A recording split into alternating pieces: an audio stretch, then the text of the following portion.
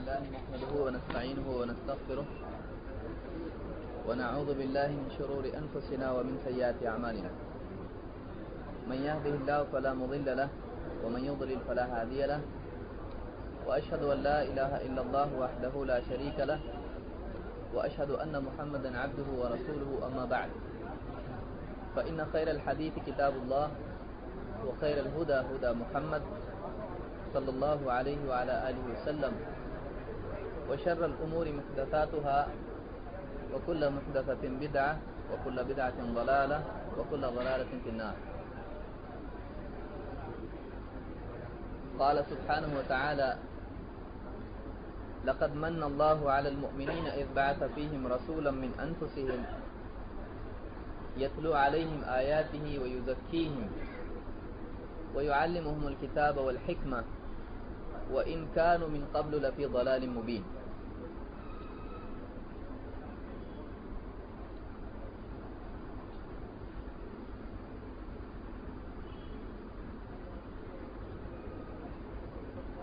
اللہ تعالیٰ کا ضابطہ ہے کہ چاہے نبی ہو یا غیر نبی ہو، چاہے دین کا کام ہو یا دنیاوی معاملات ہوں، انسان کو اسباب اختیار کرنے پڑتے ہیں، اور ایک بڑا کام کرنے کے لیے اس کام کے اعتبار سے صلاحیت رکھنے والے افراد کی ضرورت ہوتی ہے. اسی لیے آپ دیکھیں گے کہ انبیاء اسباب کی بجائے، مال و دولت کی بجائے افراد کو زیادہ اہمیت دیتے ہیں. ایک ہے مالی اور دنیوی اعتبار سے اسباب، مادی اسباب جس کو آپ کہیں، اور دوسرے ہیں احباب. تو احباب کی اہمیت ہمیشہ اسباب سے زیادہ ہوتی ہے، اس لیے کہ سارے اسباب احباب کے تابع ہوتے ہیں. کسی انسان کو اچھے افراد کا مل جانا کسی بڑے کام کے لیے، یہ اس کی کامیابی کی پہلی سیڑھی ہوتی ہے.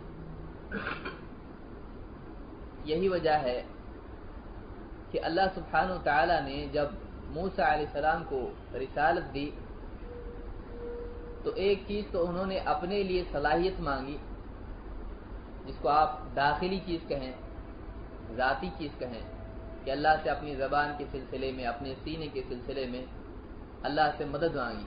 رب اشرح لی صدری ویسر لی امری واحلل عقدۃ من لسانی یفقہوا قولی. ایک اپنے لیے صلاحیت مانگی. دوسرا جو ہے اپنے لیے ایک ساتھی مانگا اللہ سے، وَاجْعَلْ لِي وَزِيرًا مِّنْ أَهْلِي هَارُونَ أَخِي وَاشْدُدْ بِهِ أَزْرِي، کہ اللہ تعالیٰ سے ایک مددگار، ایک ساتھی مانگا، اور آپ کو اعتماد تھا اپنے بھائی پر ہارون علیہ السلام، کہ آپ نے کہا کہ میرے بھائی کو میرے ساتھ میں اس امر میں، اس حکم میں، اس ذمہ داری میں شریک کر دے، یعنی اس کو بھی رسالت کی ذمہ داری دے دے. وَأَشْرِكْهُ فِي أَمْرِي، میرے اس کام میں اس کو میرے ساتھ کر دے، اور میری پیٹھ یعنی میرے ذمہ داری میں جس کو میں اپنے اوپر اوڑھے ہوئے ہوں، جس کو میں نے لے لیا ہے، اس کے ذریعے سے، میرے بھائی کے ذریعے سے، اس کے ساتھ اس کے تعاون اور اس کی مدد کے ذریعے سے میری پیٹھ کو پختگی عطا فرما. تو یہ جو چیز ہے اچھے افراد کا ملنا، یہ بہت قیمتی چیز ہے، اور خصوصاً نبی کے لیے یہ بہت اہم ہوتا ہے، اس لیے کہ نبی کی دعوت اس کے اپنے زمانے میں چلنا اور بعد کے زمانے میں باقی رہنا، اس کے لیے پہلا طبقہ ہمیشہ بہترین طبقہ ہونا چاہیے. یہ معمولی افراد نہیں ہوتے ہیں. بعد کا زمانہ جو ہوتا ہے، آج ہم جس دور میں ہیں، آج تاریخ میں اللہ کے نبی صلی اللہ علیہ وسلم کا مقام ثبت ہو چکا ہے. آج کوئی بھی آدمی پروفٹ محمد جب کہتا ہے تو آپ کی پوری تاریخ، آپ کے بعد مسلمانوں کی ایک تاریخ، اس کے اندر ایک وزن موجود ہے. پھر مزید سائنسی ترقیاں، مسلمانوں کی ترقیاں، اس کا ایک وزن اس میں موجود ہے۔ تو ایک آدمی کے لیے اسلام کوئی نئی چیز نہیں، اس کے لیے تاریخ میں جو اپنی جگہ بنایا ہوا دین، ایک ایسی شخصیت محمد صلی اللہ علیہ وسلم کہ جنہوں نے اپنے اس عمل کے ذریعے سے، دعوتی عمل، آپ کا کردار اور پھر تاریخی غلبہ جو اپنے مخالفین پر آپ کو ہوا، تو آج ہمارے لیے وہ تاریخ میں موجود ہے۔ تو ماننے میں کوئی انسان کو آج اتنی رکاوٹ نہیں،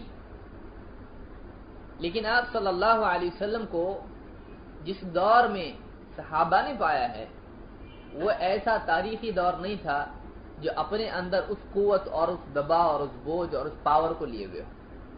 آپ اکیلے کھڑے تھے ریگستان میں اور لوگوں کو اس ایک اللہ کی طرف بلا رہے تھے، اور پورا ایک سماج تھا جس میں شرک جو ہے، جس کو آپ کہیں ایکسس جس کو کہتے ہیں، محور جس کو کہتے ہیں، کہ جس کے اطراف پوری جو ہے مشین گھومتی ہے، تو پورا سماج جو ہے اس کی سینٹرل آئیڈیا جو اس کا تھا، اس کی ریڑھ کی ہڈی آپ کہیں، وہ شرک تھا۔ وہ جھوٹے معبود تھے جن کو انہوں نے اللہ کے ساتھ شریک کر کے اللہ کے سوا اپنے معبود بنا رکھا تھا۔ پورا معاشی نظام شرک پر ٹکا ہوا تھا، اس لیے کہ کعبہ وہاں کے اعتبار سے حاجیوں کا مرکز، اور اس اعتبار سے مکہ کے لیے فائنینشیل ایک بہت بڑا ذریعہ حج، اور پھر لوگوں کا وہاں آنا اور کعبہ میں بتوں کا ہونا، یہ ساری چیزیں تھیں۔ تو جو معاشی اعتبار سے بھی جو ہے شرک ان کے لیے بہت جو ہے یعنی ایک مفید چیز بنا ہوا تھا، بظاہر حقیقت کے اعتبار سے تو وہ شر ہے۔ اس دور میں جبکہ اللہ کے نبی صلی اللہ علیہ وسلم صرف اپنے کردار اور اپنی گفتار، اپنی دعوت اور اپنی ذاتی زندگی کے وزن پر آپ اللہ کی طرف لوگوں کو بلا رہے تھے، اس دور میں جنہوں نے اللہ کے نبی صلی اللہ علیہ وسلم کی دعوت کو قبول کیا اور اپنی جان و مال کے اعتبار سے اپنے سارے وسائل اور اسباب آپ کے سامنے لا کر ڈال دیے، اور آپ کی صرف اس دعوت کے مقابلے میں دوسروں سے پورے عرب سے دشمنیاں مول لی، اور جسمانی ایذا، فائنینشیل بائیکاٹ، یا اس طرح کی جتنی بھی تکلیفیں، رشتہ داری، بلکہ جنگوں کی تیاری جس کے لیے جو لوگ تیار ہو گئے، یہ کون سا طبقہ تھا؟ یہ وہ بہترین طبقہ تھا جو پوری تاریخ میں زمین پر کبھی چلا نہیں، یہ صرف محمد صلی اللہ علیہ وسلم کے زمانے میں رہا۔ اور ہم یقین کے ساتھ کہہ سکتے ہیں کہ انبیاء کو جو ساتھی ملے ہیں ان میں سب سے بہترین طبقہ اگر کوئی ملا ہے تو محمد رسول اللہ صلی اللہ علیہ وسلم کو صحابہ کا طبقہ ملا ہے۔ یہی وجہ ہے کہ تورات میں ان کا تذکرہ آ رہا ہے ان کے آنے سے پہلے۔ بتائیے کہ کوئی معمولی لوگ ہیں کہ جن کا تذکرہ ان کے وجود سے پہلے ہے، کہ جہاں انبیاء کا تذکرہ کتابوں میں آیا کرتا ہے کہ آپ کا تذکرہ عیسیٰ علیہ السلام نے کیا یا تورات میں موسیٰ علیہ السلام نے کیا، اور بتایا کہ یأتی من بعدہ اسمہ احمد، میرے بعد ایک نبی آنے والا ہے اس کا نام احمد ہے، وہیں آپ صلی اللہ علیہ وسلم کا تذکرہ ہے، تو صحابہ کا تذکرہ بھی تورات و انجیل میں ہے۔ سورہ فتح میں اللہ نے ذکر کیا اس میں۔ تو ایک بہترین طبقہ جو محمد رسول اللہ صلی اللہ علیہ وسلم کو ملا اور جنہوں نے حق ادا کیا اس ساتھ کا اور اس کلمے کے اقرار کا جو انہوں نے اللہ کے نبی صلی اللہ علیہ وسلم کے ساتھ میں کیا، اور آپ کے ہاتھ پر جنہوں نے ہاتھ رکھا تو واپس کھینچنے کے لیے نہیں رکھا، کہ جنہوں نے جب زبان دی اللہ کے نبی صلی اللہ علیہ وسلم کو تو اس زبان کا پاس رکھا، جو کھڑے ہو گئے اللہ کے نبی صلی اللہ علیہ وسلم کے لیے تو پھر بھاگے نہیں۔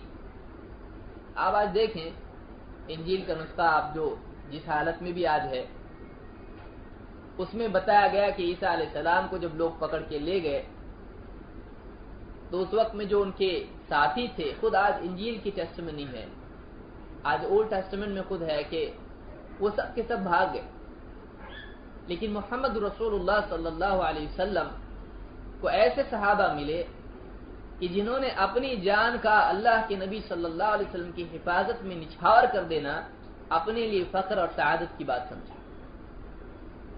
کہ خبیب رضی اللہ تعالی عنہ ایک صحابی ہیں ان کو لوگوں نے پکڑ لیا، لمبا قصہ ہے، میں بیچ میں سے شروع کر رہا ہوں۔ لوگ مشرکین پکڑ کے لے گئے اور ان کو لے جانے کے بعد میں ان کو کچھ دن تک رکھا۔ ابو داؤد نے اس کو روایت کیا ہے، امام ابو داؤد نے اپنی سنن میں اس کو ذکر کیا ہے جہاد وغیرہ کے تذکرے کے ضمن میں۔ تو ان کو لے گئے، رکھا گیا۔ اب قتل کا دن آیا ان کا کہ انہوں نے طے کیا تھا فلاں دن اس کو قتل کر دیں گے۔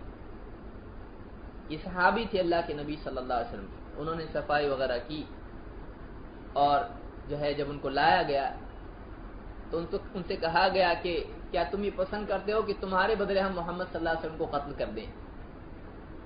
انہوں نے کہا اللہ کی قسم مجھ کو یہ بھی پسند نہیں کہ میرے چھوٹنے کے بدلے میں ان کو کوئی کانٹا چبھے۔ تو صحابہ کہتے کس کو ہیں؟ صحابی کا کیا معنی ہے؟ بس اس امت کا پہلا طبقہ نہیں، بلکہ آپ کردار کے اعتبار سے، صفات کے اعتبار سے، ایمان کی قوت کے اعتبار سے، اعمال کی پختگی کے اعتبار سے، دین کے لیے جدوجہد کے اعتبار سے، ہر اعتبار سے آپ اگر دیکھیں تو جیسے محمد رسول اللہ صلی اللہ علیہ وسلم بطور نبی ہمارے لیے اسوہ ہیں، ویسے ہی صحابہ بطور امتی ہمارے لیے اسوہ ہیں۔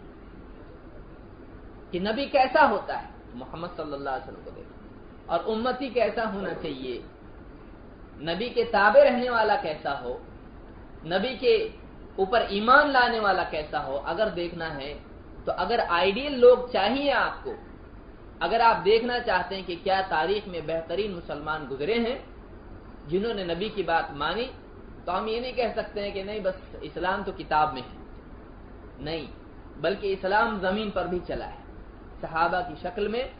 وہ بہترین افراد کہ دوسری قومیں اگر ان کی زندگی کو پڑھے انصاف کے ساتھ میں تو رشک کرے گی کہ کاش ہماری قوم میں ایسے لوگ ہوتے ہیں۔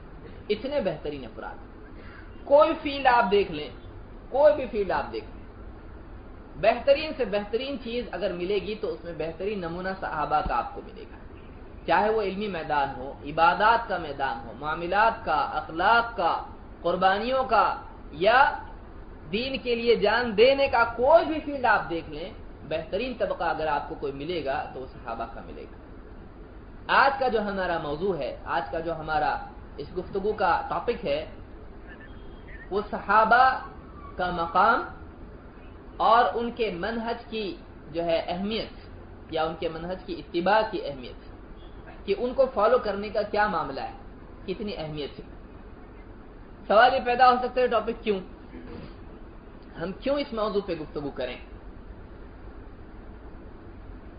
ایک وجہ اس کی یہ ہے، تین وجہات ہو سکتی ہیں اس کی بنیادی طور پر، میرے ذہن میں تین باتیں تھیں۔ ایک تو یہ کہ آپ دیکھیں گے جہاں مسلمان ہیں اس میں ایک بیسک تفریق آپ کو دکھائی دے گی، شیعہ سنی۔ اگر آپ شیعہ کا مطالعہ کریں، ان کی تعلیمات کا، جو بھی ان کے پاس عقائد ہیں، اور میں آپ کو صلاح دوں گا کہ آپ نہ کریں، تو آپ کو ملے گا کہ سب سے پہلا طبقہ جو صحابہ کا تھا وہ وہاں سے جو ہے اسلام کی بنیاد ڈھانے میں انہوں نے شروعات کی۔ ان کی غلط فہمی ہو یا مکر ہو، فریب ہو، ہم کو اس سے کوئی مطلب نہیں، لیکن شیعہ کا اگر معاملہ آپ دیکھیں تو پہلا حملہ ان سے اگر ہم کو ملتا ہے اسلام کے سلسلے میں، تو اس پہلے گروہ کو جو کہ اسلام کے لیے، اسلام کا ناقل ہے باقی امت کے لیے، اور وہ پہلا گروہ جس نے اسلام کی حفاظت کر کے اگلی نسلوں کو پہنچایا، صحابہ ہیں۔ انہوں نے پورے صحابہ کے بارے میں انگلیوں پر گنتی ہو جائے ان کے سوا باقی سب کے بارے میں کہا کہ یہ مرتد ہو گئے، جس میں انہوں نے شیخین کو، ابو بکر و عمر رضی اللہ تعالیٰ عنہ کو بھی داخل کر دیا، بلکہ ان کو منافقین کا سردار بتایا، معاذ اللہ۔ تو ایک آدمی، ایک مسلمان کے لیے یہ تصویر سامنے آئے کہ اللہ کی طرف سے اور رسول اللہ صلی اللہ علیہ وسلم کی طرف سے صحابہ کے بارے میں کیا بات آئی، کیا وہ واقعی ویسے تھے جیسا کہ ان کے دشمن کہتے ہیں، یا پھر اللہ اور اس کے رسول کے کلام میں، آپ کی تعلیمات میں ہم کو کیا ملتا ہے، ان کا کیا مقام ہے۔ دوسری بات، بہت سارے ہمارے بھائی جو ہمارے اپنے ہیں، ان کا ہم پر ایک الزام ہی ہے کہ یہ لوگ صحابہ کو نہیں مانتے۔ میں سمجھتا ہوں اس کی رد کی ضرورت نہیں ہے، اس لیے کہ جب ہم حدیث بیان کرتے ہیں تو ہم پہلے کہتے ہیں عن ابی ہریرہ رضی اللہ عنہ، تو ہماری کوئی حدیث صحابی کو ڈراپ کر کے تو نہیں ہوتی ہے، ساری کتابوں میں جو حدیثیں ہیں وہ صحابہ ہی سے آئی۔ تو بعض ہمارے کرم فرما جو ہیں یہ ہمارے بارے میں ایک غلط فہمی اور مغالطے میں مبتلا ہیں، وہ یہ کہ ہم صحابہ کو نہیں مانتے۔ تو ان کے لیے بھی دعوت کے لیے ایک آسانی پیدا ہو جائے، جو ہمارے بھائی بیٹھے ہیں سننے میں ان کے لیے آسانی ہو جائے کہ وہ بتائے دیکھو بھائی ہمارا یہ سٹینڈ ہے صحابہ کے بارے میں، ہم صحابہ کو ایسا اور ایسا مانتے ہیں۔ یہ دوسری وجہ ہے۔ اور تیسری جو وجہ ہے وہ یہ کہ ہمارے بہت سارے بھائی کہیں غلطی سے اس بارے میں بار بار قرآن و سنت سن کر یہ نہ سمجھنے لگے کہ قرآن حدیث بس اس کے بعد کچھ نہیں، اس غلط فہمی سے وہ نکلیں اور وہ اس بات کو یاد رکھیں کہ ہمارا صحیح منہج کیا ہے، ہمارا منہج ہے کیا؟ ہمارا منہج اتباع کتاب و سنت اور اس میں فہم صحابہ ہے کہ قرآن و سنت کی اتباع، لیکن اس کو سمجھنے کے لیے ہم رجوع کس کی طرف کرتے ہیں کہ قرآن و سنت کا پہلی مرتبہ اگر انطباق ہوا ہے، پہلی مرتبہ پریکٹیکلی اگر زمین پر اس کو اپلائی کیا گیا ہے تو وہ کس زمانے میں ہوا ہے؟ وہ صحابہ کے زمانے میں ہوا ہے۔ اور سب سے پہلے اس پر عمل اگر کیا ہے جو اللہ رب العالمین کی طرف سے جو حکم آیا، جس معاشرے میں جس سماج میں اس کو سمجھا گیا اور اس پر عمل کیا گیا تو وہ کون سا معاشرہ تھا؟ وہ صحابہ کا معاشرہ تھا۔ تو یہ تو ہو نہیں سکتا کہ اللہ کی بات، اللہ کے رسول صلی اللہ علیہ وسلم کی بات صحابہ نہ سمجھے اور ہم سمجھیں، ایسا نہیں ہو سکتا ہے۔ پہلا طبقہ جس کے سمجھانے والے کون ہیں، جن کے سمجھانے کے لیے اللہ رب العالمین نے محمد رسول اللہ صلی اللہ علیہ وسلم کا انتخاب کیا، کہ جنہوں نے بیٹھ کر اپنی مجلسوں میں جن کو دین سکھایا، کہ جن کے ساتھ بیٹھ کر اللہ کے نبی صلی اللہ علیہ وسلم جو ہے دن رات گفتگو کیا کرتے تھے، کہ آپ کے اشاروں کو پہچانتے تھے، آپ کے چہرے کو جنہوں نے دیکھا ہے کہ کس بات سے ہمارا نبی خوش ہوتا ہے اور کس بات سے ہمارے نبی کے چہرے پر غصہ آتا ہے، جنہوں نے اللہ کے نبی صلی اللہ علیہ وسلم کو راستوں میں چلتا، مسجد میں نماز پڑھتا اور گھر سے باہر آتا ہوا دیکھا ہے، جنہوں نے بیٹھے لیٹے ہر حال میں اللہ کے نبی صلی اللہ علیہ وسلم کو دیکھا ہے، کہ جو ہر حال میں آپ کے ساتھ میں رہے، جنہوں نے آپ کی منشا کو اور آپ صلی اللہ علیہ وسلم کی پسند و ناپسند کو سیکھا اور سمجھا۔ یہ جو طبقہ ہے اس کو چھوڑ کر جو آدمی دین سمجھنے کی کوشش کرے گا واللہ وہ دین کبھی صحیح طور پر نہیں سمجھ پائے گا۔ تو جو لوگ صرف کہتے ہیں بس قرآن حدیث آگے کچھ نہیں، تو یہ اس غلط فہمی سے نکلیں، اس لیے کہ قرآن و حدیث خود ان کی اتباع کی ہم کو دعوت دیتا ہے، قرآن و سنت خود صحابہ کی اتباع کی ہم کو دعوت دیتے ہیں۔ کہاں ہیں آج کا درس ہمارا؟ اسی لیے تو یہ تین باتیں تھی جو میں نے مناسب سمجھی، بنیادی باتیں جو اس درس کا اور اس موضوع کا جو ہے ہدف آپ سمجھیں یا اس کا جو ہے مقصود ہے۔ جو پہلی آیت میں نے آپ کے سامنے پڑھی ہے، اللہ تعالیٰ نے قرآن کریم میں فرمایا لقد من اللہ علی المؤمنین، اللہ تعالیٰ نے بہت بڑا احسان فرمایا، من و سلوا کو آپ یاد رکھیں، لقد من اللہ، اللہ نے بہت بڑا احسان کیا ایمان والوں پر، علی المؤمنین اذ بعث فیہم رسولا من انفسہم، جب انہی میں سے ایک رسول ان کے لیے بھیجا، انسانوں میں سے انسانوں کے لیے۔ کیا کرتے تھے اللہ کے رسول صلی اللہ علیہ وسلم؟ یتلو علیہم آیاتہ، نمبر 1 اللہ کی آیتیں پڑھ کر ان کو سناتے تھے۔ کس کو سنایا؟ ہم کو سنایا، صحابہ کو سناتے تھے۔ یتلو علیہم آیاتہ، اللہ کی آیتیں پڑھ کر ان کو سناتے ہیں۔ ویزکیہم، اور ان کو پاک کرتے ہیں، ان کی تربیت کرتے ہیں، ان کا تزکیہ کرتے ہیں۔ تزکیہ میں 2 معنی ہوتے ہیں، تربیت نمو جس کو کہتے ہیں، بڑھانا، جیسے پودے کو آپ بڑھاتے ہیں پانی اور کھاد دے کے، اور دوسرا ہوتا ہے پاک کرنا، جیسے آپ اپنے کپڑوں کو پاک کرتے ہیں اور جو ہے برائیوں سے پاک کرتے ہیں کسی زمین کو یا چیز کو۔ صحابہ کا تزکیہ کیا اللہ کے نبی صلی اللہ علیہ وسلم نے، ان کو باطل عقائد سے صحیح عقائد کی طرف اور جاہلیت کے اخلاق و آداب اور وہاں کی جو زندگی کے اصول تھے ان سے نکال کر اسلام کی روشن شاہراہ کی طرف۔ تو باطل عقائد و اخلاق سے پاک کرتے تھے اللہ کے نبی صلی اللہ علیہ وسلم صحابہ کو۔ تو پہلے قرآن پڑھ کے سناتے تھے جیسے نازل ہوا بتایا، دیکھو یہ آیت اللہ کی طرف سے آئی۔ دوسرے ان کو مسلسل تربیت کے ذریعے سے پاک کرتے تھے، برائیوں سے نکالتے تھے، جاہلیت کے اثر سے دھوتے تھے۔ پھر وَيُعَلِّمُهُمُ الْكِتَابَ وَالْحِكْمَةَ، اور اللہ کی جو کتاب ہے اس کو سکھاتے ہیں اور حکمت سکھاتے ہیں. یعنی اللہ کی کتاب میں جو احکام ہیں، جو اصول اور بنیادیں ہیں، یہ صحابہ کو بتاتے ہیں کہ دیکھو اقیموا الصلاۃ اللہ نے حکم دیا ہے، تو احکام فرض کیا ہے، کیا لازم ہے اور کیا غیر لازم ہے. اس طرح سے جو احکام قرآن کے ہیں، اس کی تفاصیل ہیں، وہ صحابہ کو سکھاتے ہیں. وَيُعَلِّمُهُمُ الْكِتَابَ وَالْحِکْمَةَ، اور زندگی گزارنے کے اعتبار سے جو حکیمانہ طریقہ ہے، جو حکیمانہ طریقہ ہے، وہ صحابہ کو سکھاتے ہیں. اصول و آداب اور اخلاق اور بہت باریکیاں زندگی کی، وہ ہر چیز، چاہے وہ پیشاب سے لے کر جو ہے بیوی سے جو ہے تعلق ہو، یا اولاد کی تربیت ہو، یا حکومت کا چلانا ہو، یا میدان جنگ میں کھڑے ہونے کا طریقہ ہو، ہر چیز سکھاتے ہیں کہ حکیمانہ بیسٹ طریقہ کیا ہے، جس کو گولڈن مین جس کو کہا جاتا ہے، ایسا راستہ جو 100 راستوں میں سے بہترین ہو، جو اپنے مقصد پر آسانی سے بہترین طور پر حفاظت سے پہنچاتا ہو. حکمت والا طریقہ، وزڈم والا طریقہ. یہ 4 کام جو ہیں اللہ کے نبی صلی اللہ علیہ وسلم کرتے تھے، جن کے ذریعے سے عرب کا وہ انقلاب آیا جو صرف 23 سالوں کی مدت میں آیا. 23 ایئرس. ایک بچہ پیدا ہوا، آپ سوچیں کتنی چھوٹی مدت تھی. ایک چھوٹا بچہ پیدا ہو گیا، پیدا ہوا، بات کرنے لگا، بڑا ہوا، اس کے بعد میں 20 سال کا، 21 سال کا، 23 سال کا ہو گیا، شادی کی عمر کو پہنچ گیا. تب تک پہلے کچھ تھا، اب کچھ ہے.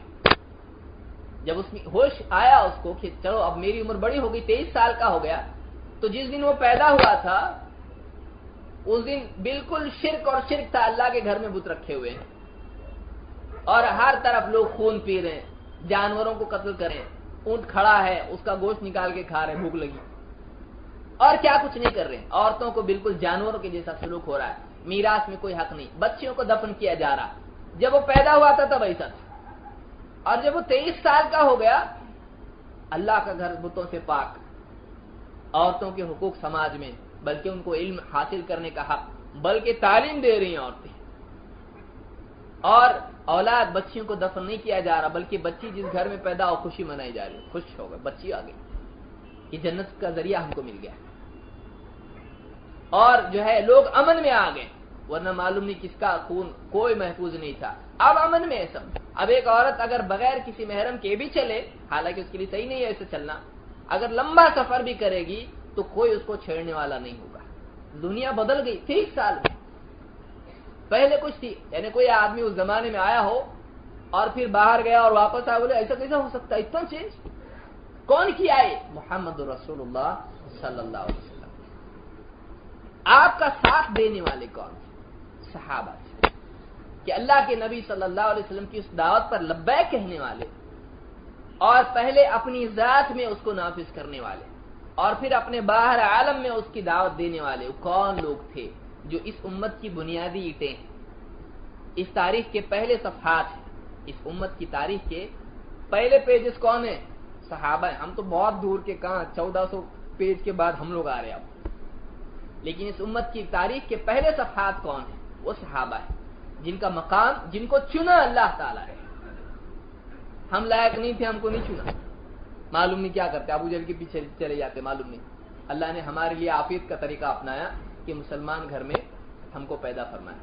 لیکن وہ لوگ جنہوں نے اللہ کے نبی صلی اللہ علیہ وسلم کی دعوت کو قبول کیا اور پھر وہ قربانی دی کہ جس کا تصور بھی ہمارے لیے جو ہے ایک سبق ہے، ہمارے لیے ایک سبق ہے. سوچنا بھی کیسے لوگ تھے، زمین پہ کیسے لوگ چلے، وہ کون لوگ ہیں؟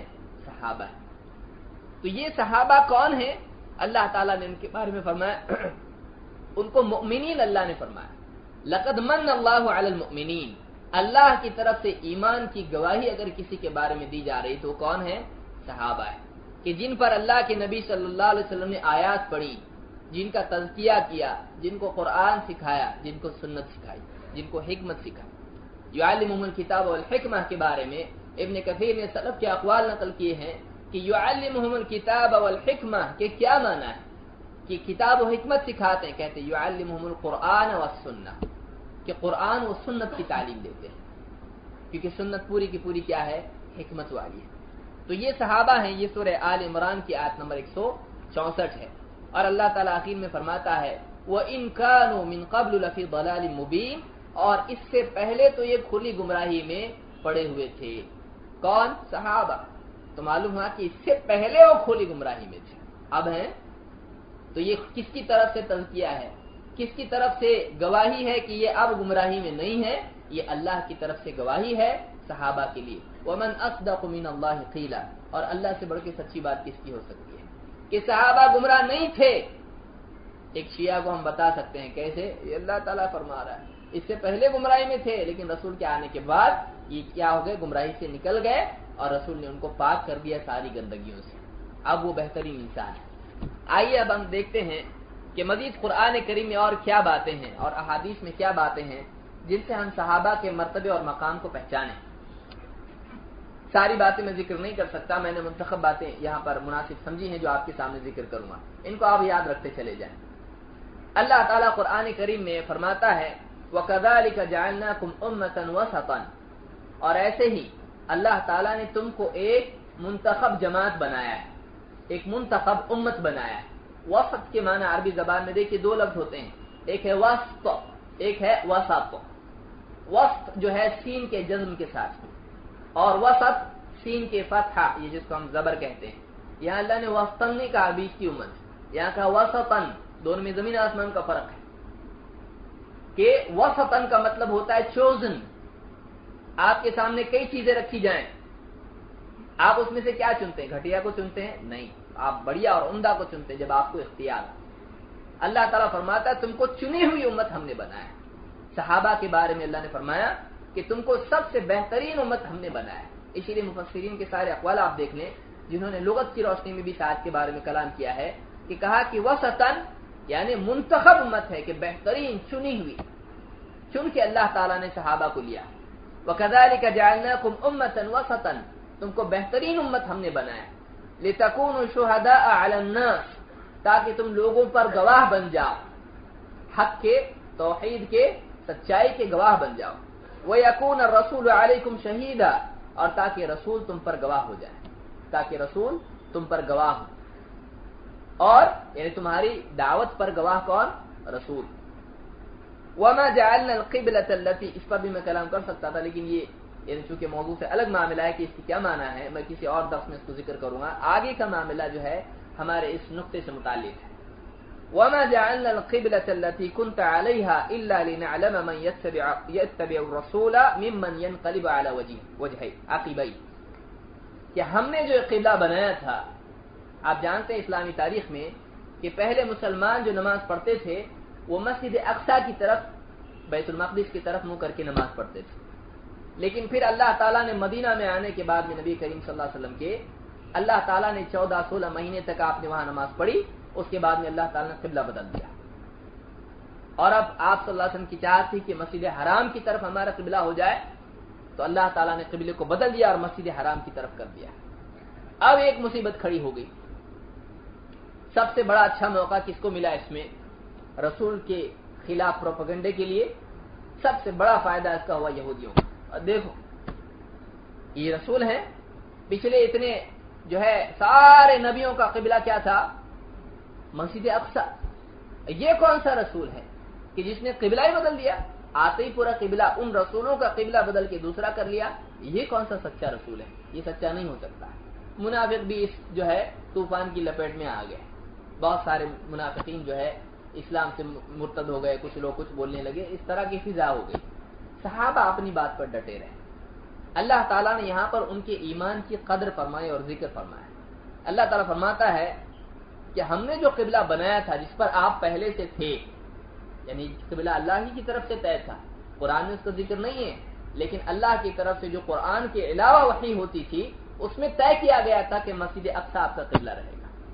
وَمَا جَعَلْنَا الْقِبْلَةَ الَّتِي كُنْتَ عَلَيْهَا، جس قبلے پر آپ پہلے سے تھے، جس کو ہم نے طے کیا تھا، إِلَّا لِنَعْلَمْ، اس لیے تھا تاکہ ہم دیکھیں۔ إِلَّا لِنَعْلَمْ، ابن عباس رضی اللہ عنہ فرماتے ہیں جہاں بھی نعلم کا لفظ اللہ کے لیے آتا ہے قرآن میں، اس کے معنی جاننے کے نہیں ہوتے، دیکھنے کے ہوتے ہیں، تاکہ ہم دیکھیں کہ مَن يَتَّبِعُ الرَّسُولَ مِمَّن يَنْقَلِبُ عَلَى عَقِبَيْهِ، کہ کون رسول کی اتباع کرتا ہے اور کون اپنی ایڑیوں کے بل پیچھے مڑ جاتا ہے اور پھر جاتا ہے دین سے۔ کہ وہ ایک موقع تھا کہ اس وقت میں کئی لوگ کہنے لگے نہیں، جب اللہ کے رسول صلی اللہ علیہ وسلم اللہ کے رسول ہیں تو آپ کہہ رہے ہیں کہ قبلہ بدل گیا، تو ٹھیک ہے ہم اسی قبلے پر رہیں گے جس پر رسول ہیں، لیکن کچھ لوگوں نے کیا کیا، اس قبلے کے بدلنے کے واقعے کو اپنے لیے کفر کا بیج بنا لیا اور وہ اسلام سے پھر گئے۔ اللہ نے فرمایا یہ تو تمہارے لیے فیصل تھی بات، یہ ایک فیصلے کی چیز تھی کہ اب لوگوں کے سامنے آ جائے، کھل جائے کہ کون رسول کو سچا رسول مانتا ہے، کہ جب رسول ہیں کہہ رہے ہیں قبلہ بدل گیا تو پھر ماننے میں کیا پرابلم ہے، لیکن جو کسی مصلحت کی وجہ سے رسول کو مان رہا ہے، اب اتنے بڑے میٹر کو دیکھ کر، اتنے بڑی بات کو دیکھ کر وہ پیچھے ہٹ جائے گا۔ کیوں؟ اس لیے کہ ایسا اسلام جس میں ساری قوموں کی زد میں انسان آ جائے، وہی آدمی قبول کرے گا جو اسلام کو حق مانتا ہے۔ بعض لوگ ہوتے ہیں نا، اسلام کی ایسی چیز جس سے عزت ملتی ہو چلو بہت اچھی، لیکن اسلام کی وہ چیز جس سے بے عزتی ہو جائے گی تو اس کو نہیں مانے گا انسان۔ پڑھے لکھے طبقات میں، آفیسز وغیرہ میں جو لوگ کام کرتے ہیں، بہت بڑی مشکل میں ہوتے ہیں، اسلام کی بعض باتیں جو ان کے غیر مسلم افراد ان سے کہتے کیا تمہاری اسلام صحیح نہیں ہے، ایسا نہیں ہونا چاہیے، کفر ہے یہ۔ انہی باتوں کو مانتے جو اسلام کی لوگوں میں مشہور ہوں، اچھی مانتے ہوں لوگ، اور جن پر لوگوں کی انگلیاں اٹھتی ہوں کہتے نہیں ہمارے اسلام میں ایسا ہے لیکن ہم اس کو نہیں مانتے۔ ایسے لوگ ایمان کے صحیح راستے پر نہیں ہیں۔ یہاں پر صحابہ کا اللہ نے ذکر کیا، کہا کہ یہ واضح ہو جائے کہ کون رسول کی اتباع کرنے والا سچا ہے اور کون جو ہے اپنی ایڑیوں کے بل پھر جاتا ہے، کہ اس لیے کہ یہ واقعہ وہ تھا جس کی وجہ سے ساری انگلیاں جو ہے اٹھ گئی تھی رسول اللہ صلی اللہ علیہ وسلم پر، کہ ایسا کیسے رسول قبلہ بدل دیا، لیکن جو حق تھا وہ حق تھا اور صحابہ نے اس کو مانا۔ اللہ تعالیٰ نے فرمایا وَإِن كَانَتْ لَكَبِيرَةً إِلَّا عَلَى الَّذِينَ هَدَى اللَّهُ، یہ واقعہ جو ہوا ہے تحویل قبلہ جس کو کہا جاتا ہے، قبلہ بدلنا، بہت بڑی بات ہے، بہت بھاری چیز ہے، بہت مشکل بات ہے، لیکن ان لوگوں پر نہیں جن کو اللہ نے ہدایت دی۔ الا علی الذین ھدی اللہ، اللہ تعالیٰ نے یہاں یہ بات بتائی کہ جو لوگ نبی کے ساتھ قبلے بدلنے کے بعد میں نبی کے پیچھے رہے، یہ وہ طبقہ ہے امت کا جو اللہ کی ہدایت پر ہے۔ یہ خود صحابہ کے بارے میں اللہ نے بتایا کہ یہ ہدایت یافتہ لوگ ہیں، کیوں؟ اس لیے کہ انہوں نے نبی کے تابع ہو کر اس قبلے پر نماز پڑھی جس پر نبی نے پڑھی۔ یہ صحابہ پر بھاری نہیں رہا، اسی لیے کہا کہ یہ بہت بھاری ہے، لیکن ان لوگوں پر بھاری نہیں ہے، ان لوگوں کے لیے یہ چیز مشکل نہیں ہے، ان کو اس سے کوئی تکلیف نہیں ہے جن کو اللہ نے ہدایت دی۔ تو صحابہ ہدایت یافتہ تھے، اس کی کیا دلیل ہے؟ یہ خود آیت ہے۔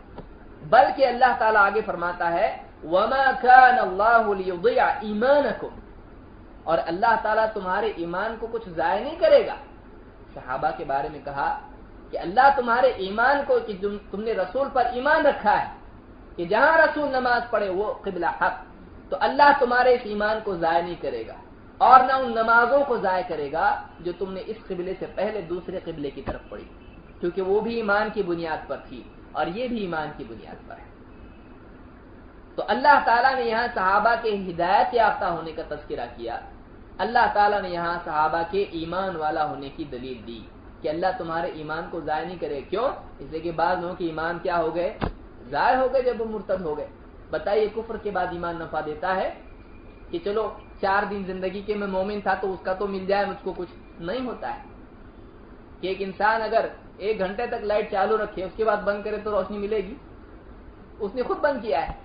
تو ویسے ایمان کا معاملہ ہے کہ ایک آدمی اگر ایمان لائے، اس کو نور ملا اللہ کی طرف سے، اب وہ خود اپنا نور بجھا دے تو پچھلے چالو کرنے کا اس کو کچھ ملے گا؟ وہ تو بجھ گیا، اس کا ایمان ختم ہو گیا، اس کا نور چلا گیا۔ تو یہی معاملہ ان لوگوں کا ہو، لیکن صحابہ کے بارے میں کیا کہا؟ اللہ تمہارے ایمان کو ضائع نہیں کرے گا۔ ان اللہ بالناس لرؤوف الرحیم، اللہ تعالیٰ اپنے بندوں پر بڑا رؤوف ہے، نرمی کرنے والا ہے، بڑا رحم فرمانے والا ہے۔ تو اس آیت میں جو سورہ البقرہ آیت نمبر 143، اس میں صحابہ کے تعلق سے 3 باتیں ملی بنیادی طور پر۔ نمبر 1، صحابہ ایمان والے تھے، ان کی ایمان کی دلیل۔ کوئی جاہل اور کوئی دشمن صحابہ کا صحابہ پر اگر مرتد ہونے کا، جیسا کہ شیعہ کرتے ہیں، الزام لگاتا ہے، جھوٹ ہے۔ نمبر 2، صحابہ کے جو ہے یہاں پر ہدایت یافتہ ہونے کی دلیل ہے۔ نمبر 3، سچے متبع تھے رسول اللہ صلی اللہ علیہ وسلم، وہ اللہ کے رسول صلی اللہ علیہ وسلم کے متبع تھے۔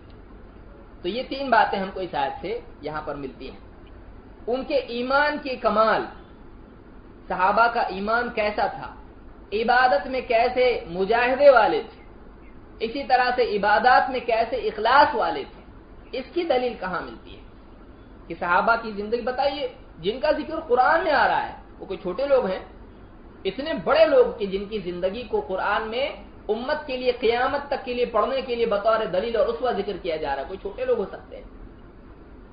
सूरह अल-फतह में आयत नंबर 29 में अल्लाह ताला फरमाता है, मुहम्मदुर रसूलुल्लाह वल्लज़ीना माअहु अशिद्दाउ अलल कुफ़्फ़ारि रुहमाउ बैनहुम। ये देखिए, जहां मोहम्मद सल्लल्लाहु अलैहि वसल्लम की रिसालत का इकरार हो रहा है, उससे मक़रूनन उसके साथ जोड़कर किसी और का भी तज़किरा किया जा रहा है। वो कौन लोग हैं कि एक तरफ अल्लाह ताला इजहार कर रहा है मुहम्मदुर रसूलुल्लाह सल्लल्लाहु अलैहि वसल्लम की रिसालत का, उसके बाद किसका जिक्र कर रहा है?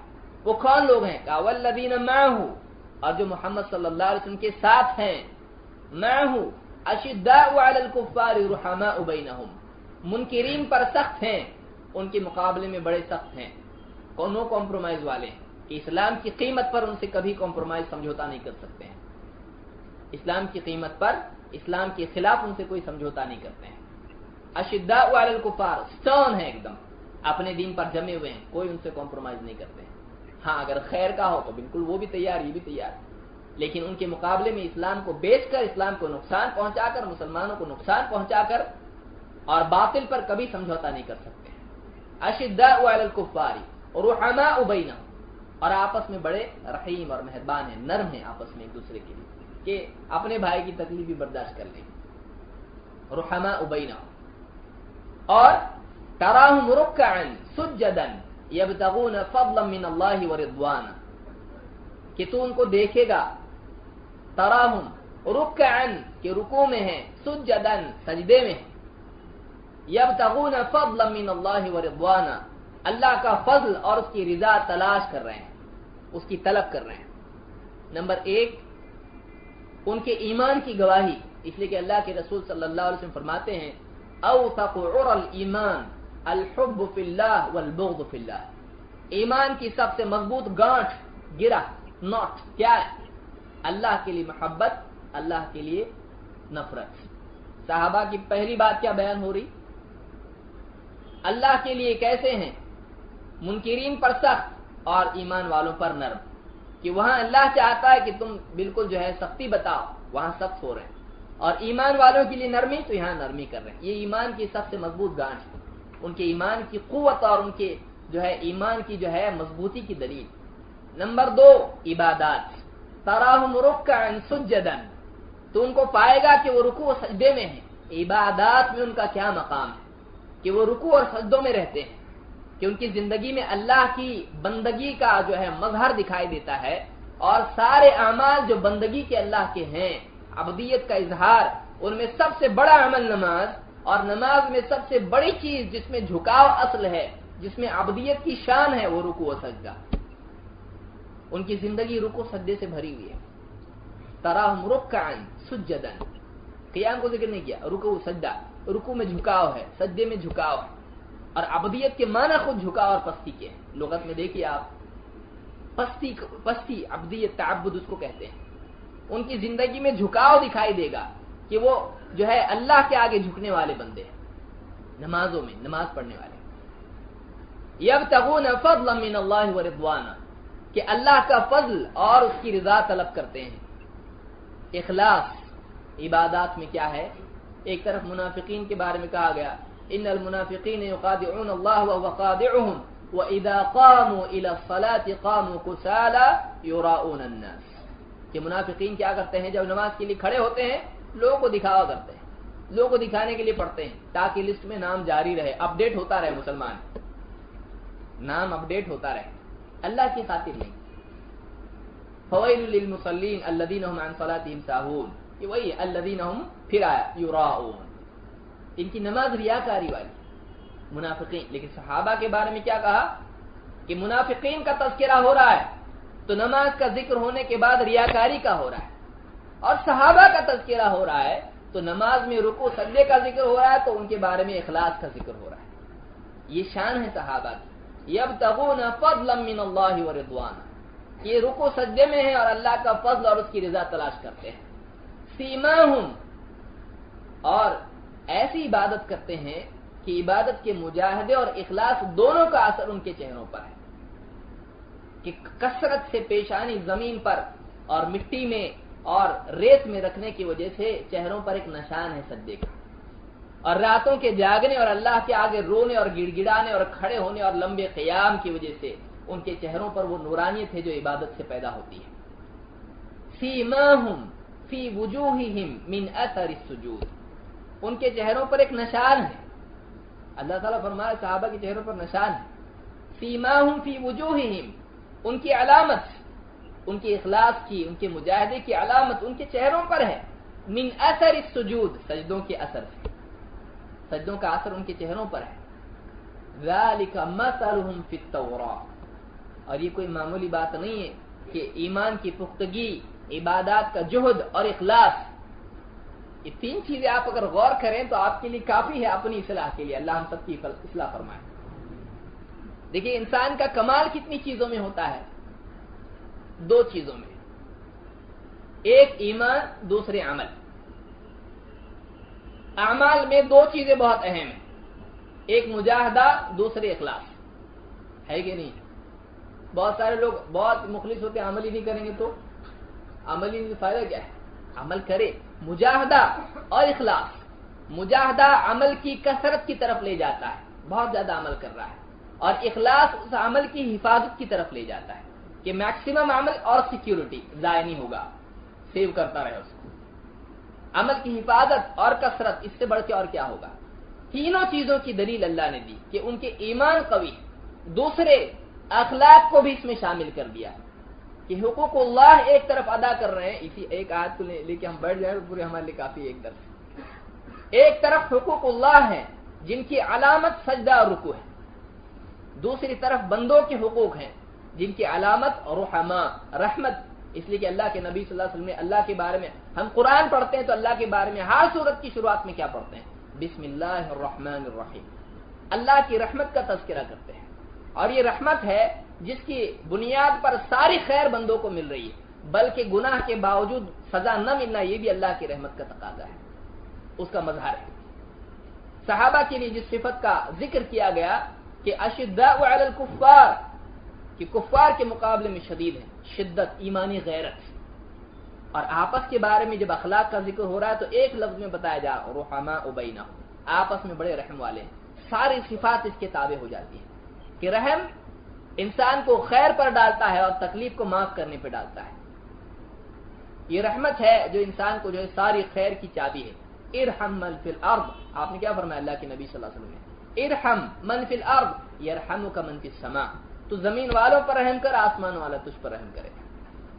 اصل ہے رحمت۔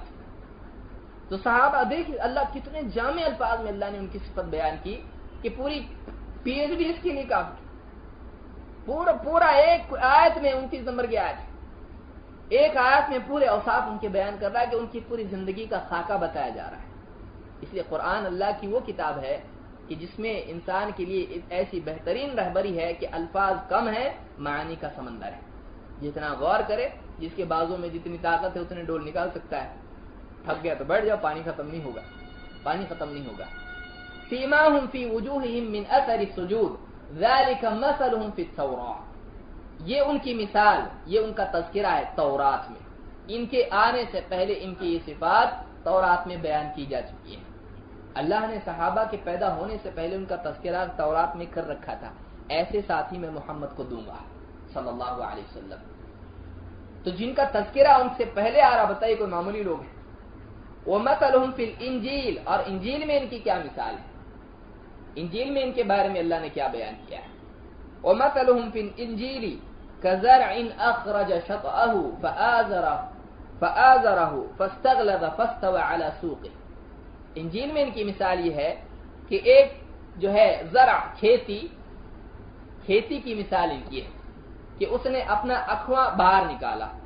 شروعات میں کچھ نکلتا ہے زمین میں، آپ کچھ بھی بوئیں تو ایک چھوٹی سی ڈنڈی آتی ہے، اس کے اوپر کچھ ہوتا ہے کہ اس نے اپنا، بعض لوگوں نے اس کو پٹھا کا ترجمہ کیا، آپ لوگوں کو سمجھ میں نہیں آئے گا، اکھوا باہر نکالا، چھوٹا سا کوپل اس کی نکلی باہر۔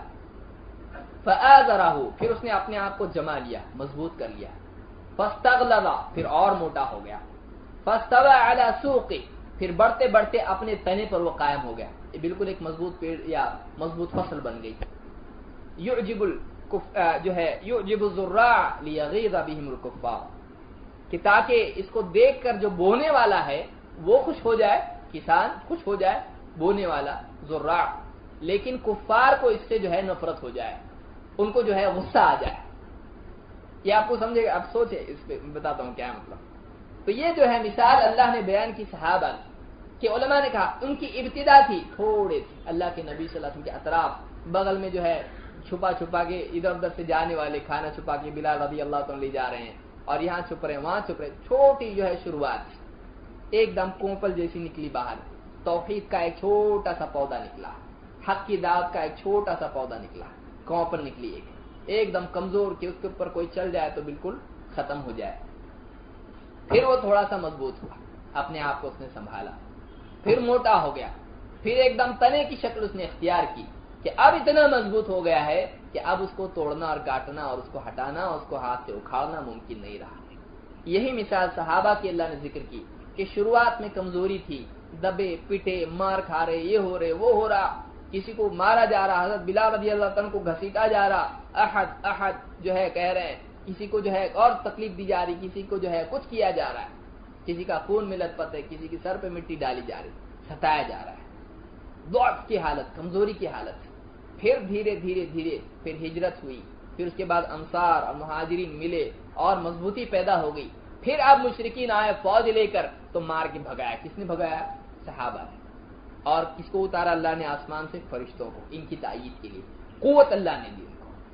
پھر اب وہ دین جس کے لیے بعد میں ہمیشہ مسائل پیدا ہو جاتے ہیں کہ نبی آ کر دین چھوڑ کے چلا جاتا ہے، بعد کی قوم اس کو ضائع کر دیتی ہے، ایسا نہیں ہوگا، بلکہ ایک رقبے میں حکومت قائم کر دی صحابہ کی کہ اب وہ دین، وہ گھر جو اللہ کا گھر ہے توحید کا، اس کی سیکیورٹی، وہ کتاب، اس کے حاملین حفظ اور کتابت کے ذریعے سے محفوظ رکھنے والے، ایک رقبے پر اسلامی حکومت کہ بالکل مضبوطی کے ساتھ میں قائم ہو جائے، اب مٹانا ممکن نہیں رہا۔ کہ اب بونے والا تو خوش، اللہ کے رسول صلی اللہ علیہ وسلم، آپ دیکھیں اللہ کے رسول صلی اللہ علیہ وسلم آخری ایام میں آپ کو اٹھنا مشکل تھا، آپ اپنے کمرے ہی میں تھے، صحابہ باہر، ابوبکر صدیق رضی اللہ تعالیٰ باہر نماز پڑھا رہے ہیں۔ دیکھیے سارے جھوٹے لوگ جو بولتے ہیں صحابہ کے بارے میں، اللہ ان کے باطل کو ختم فرمائے۔ اللہ کے رسول صلی اللہ علیہ وسلم نے پردہ ہٹایا اور صحابہ کو دیکھا تو صحابہ نماز پڑھ رہے ہیں، حضرت ابوبکر صدیق امام اور پیچھے صحابہ نماز میں مقتدی۔ ان کو دیکھ کے اللہ کے نبی صلی اللہ علیہ وسلم مسکرائے، خوش ہو گئے، یعنی کام چل رہا ہے، میں نہیں ہوں، اب جو ہے یہ شروعات ہے، بیمار ہیں کہ ابوبکر صدیق رضی اللہ تعالیٰ امام اور صحابہ کیا ہیں؟ پیچھے مقتدی۔ تو اس امام کو دیکھ کر اور ان مقتدیوں کو دیکھ کر کون خوش ہے؟ اللہ کے رسول صلی اللہ علیہ وسلم۔ دیکھ کے آپ مسکرائے اور آپ نے پھر پردہ چھوڑ دیا۔ صحابی کی روایت میں کہتے، بخاری مسلم کی روایت کہتے، اس کے بعد پھر آپ اپنے کمرے سے باہر نہیں نکلے، آپ کی وفات ہو گئی۔ آخری حالت اللہ کے نبی صلی اللہ علیہ وسلم کی جس پر آپ خوش ہیں، مسکرا رہے ہیں، راضی ہیں، ابو بکر صدیق امام اور صحابہ مقتدی، جس کی امامت پر اللہ کے نبی صلی اللہ علیہ وسلم خوش ہیں، اس کی امامت سے ناراض ہونے والا کیسے اللہ کے نبی صلی اللہ علیہ وسلم خوش ہوں گے؟ اس سے کون ناخوش ہیں؟ یہی سارے افراد ناخوش ہیں کہ جو کہتے ہیں کہ سارے صحابہ بعد میں مرتد ہو گئے۔ اللہ تعالیٰ ہم سب کی حفاظت فرمائے۔ لیعجب یعنی ذراع لیغیظ بہم الکفار، کہ جو ہے بونے والا تو دیکھ کے خوش ہو جائے ان کی مضبوطی اور استقامت کو، اور کفار کو جو ہے اس سے غصہ آ جائے، ایسا کیسا جم گئے لوگ، ایسا کیسا پاور مل گیا ان لوگ، بہت چڑھتے تھے مشرکین۔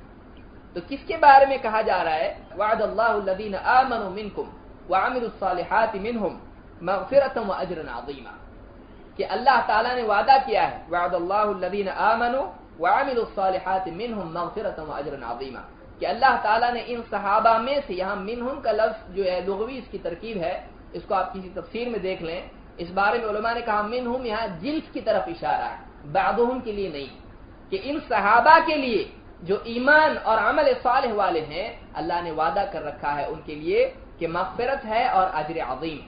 مغفرت ہے خطاؤں کی پوری درگزر، اور اجر عظیم اب جنت میں بہت بڑا مرتبہ ملے گا۔ ایک آیت میں صحابہ کے بارے میں اللہ کی طرف سے، میں سمجھتا ہوں یہ ایک آیت ہی کافی صحابہ کے لیے، لیکن اگر آپ دیکھیں مزید آیتیں اور احادیث تو اور زیادہ ہم کو مواد ملتا ہے۔ ایسے موضوع کے لیے اکثر اوقات جو ہے وقت کم پڑ جاتا ہے۔ اللہ تعالیٰ نے اپنی رضامندی کا اعلان کیا ہے صحابہ کے بارے میں اور ان لوگوں کے بارے میں جنہوں نے اللہ کے نبی صلی اللہ علیہ وسلم سے بیعت کی تھی۔ بیعت کرنا جو ہوتا ہے یہ وعدہ ہوتا ہے اور جو امام کے ہاتھ پر کیا جاتا ہے، وہ بیعت نہیں جو عام طور سے لوگ صوفیوں کے ہاتھوں پر کرتے ہیں، یہ بدعت ہے، اس کی کوئی شریعت جو ہے اجازت نہیں دیتی ہے، اس کی تفصیل کا اور موقع ہے۔ اللہ تعالیٰ فرماتا ہے لَقَدْ رَضِيَ اللَّهُ عَنِ الْمُؤْمِنِينَ إِذْ يُبَايِعُونَكَ تَحْتَ الشَّجَرَةِ، کہ اللہ تعالیٰ راضی ہو گیا ایمان والوں سے جب وہ آپ سے بیعت کر رہے تھے پیڑ کے نیچے۔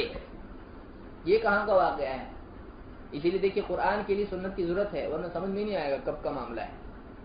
آپ کو معلوم ہی نہیں پڑے گا جب تک کہ آپ حدیث کی طرف نہیں جائیں گے کہ ہیں کون، کیا ہو رہا، کون سی بیعت ہے، کدھر ہو رہی تھی، کون سا پیڑ تھا۔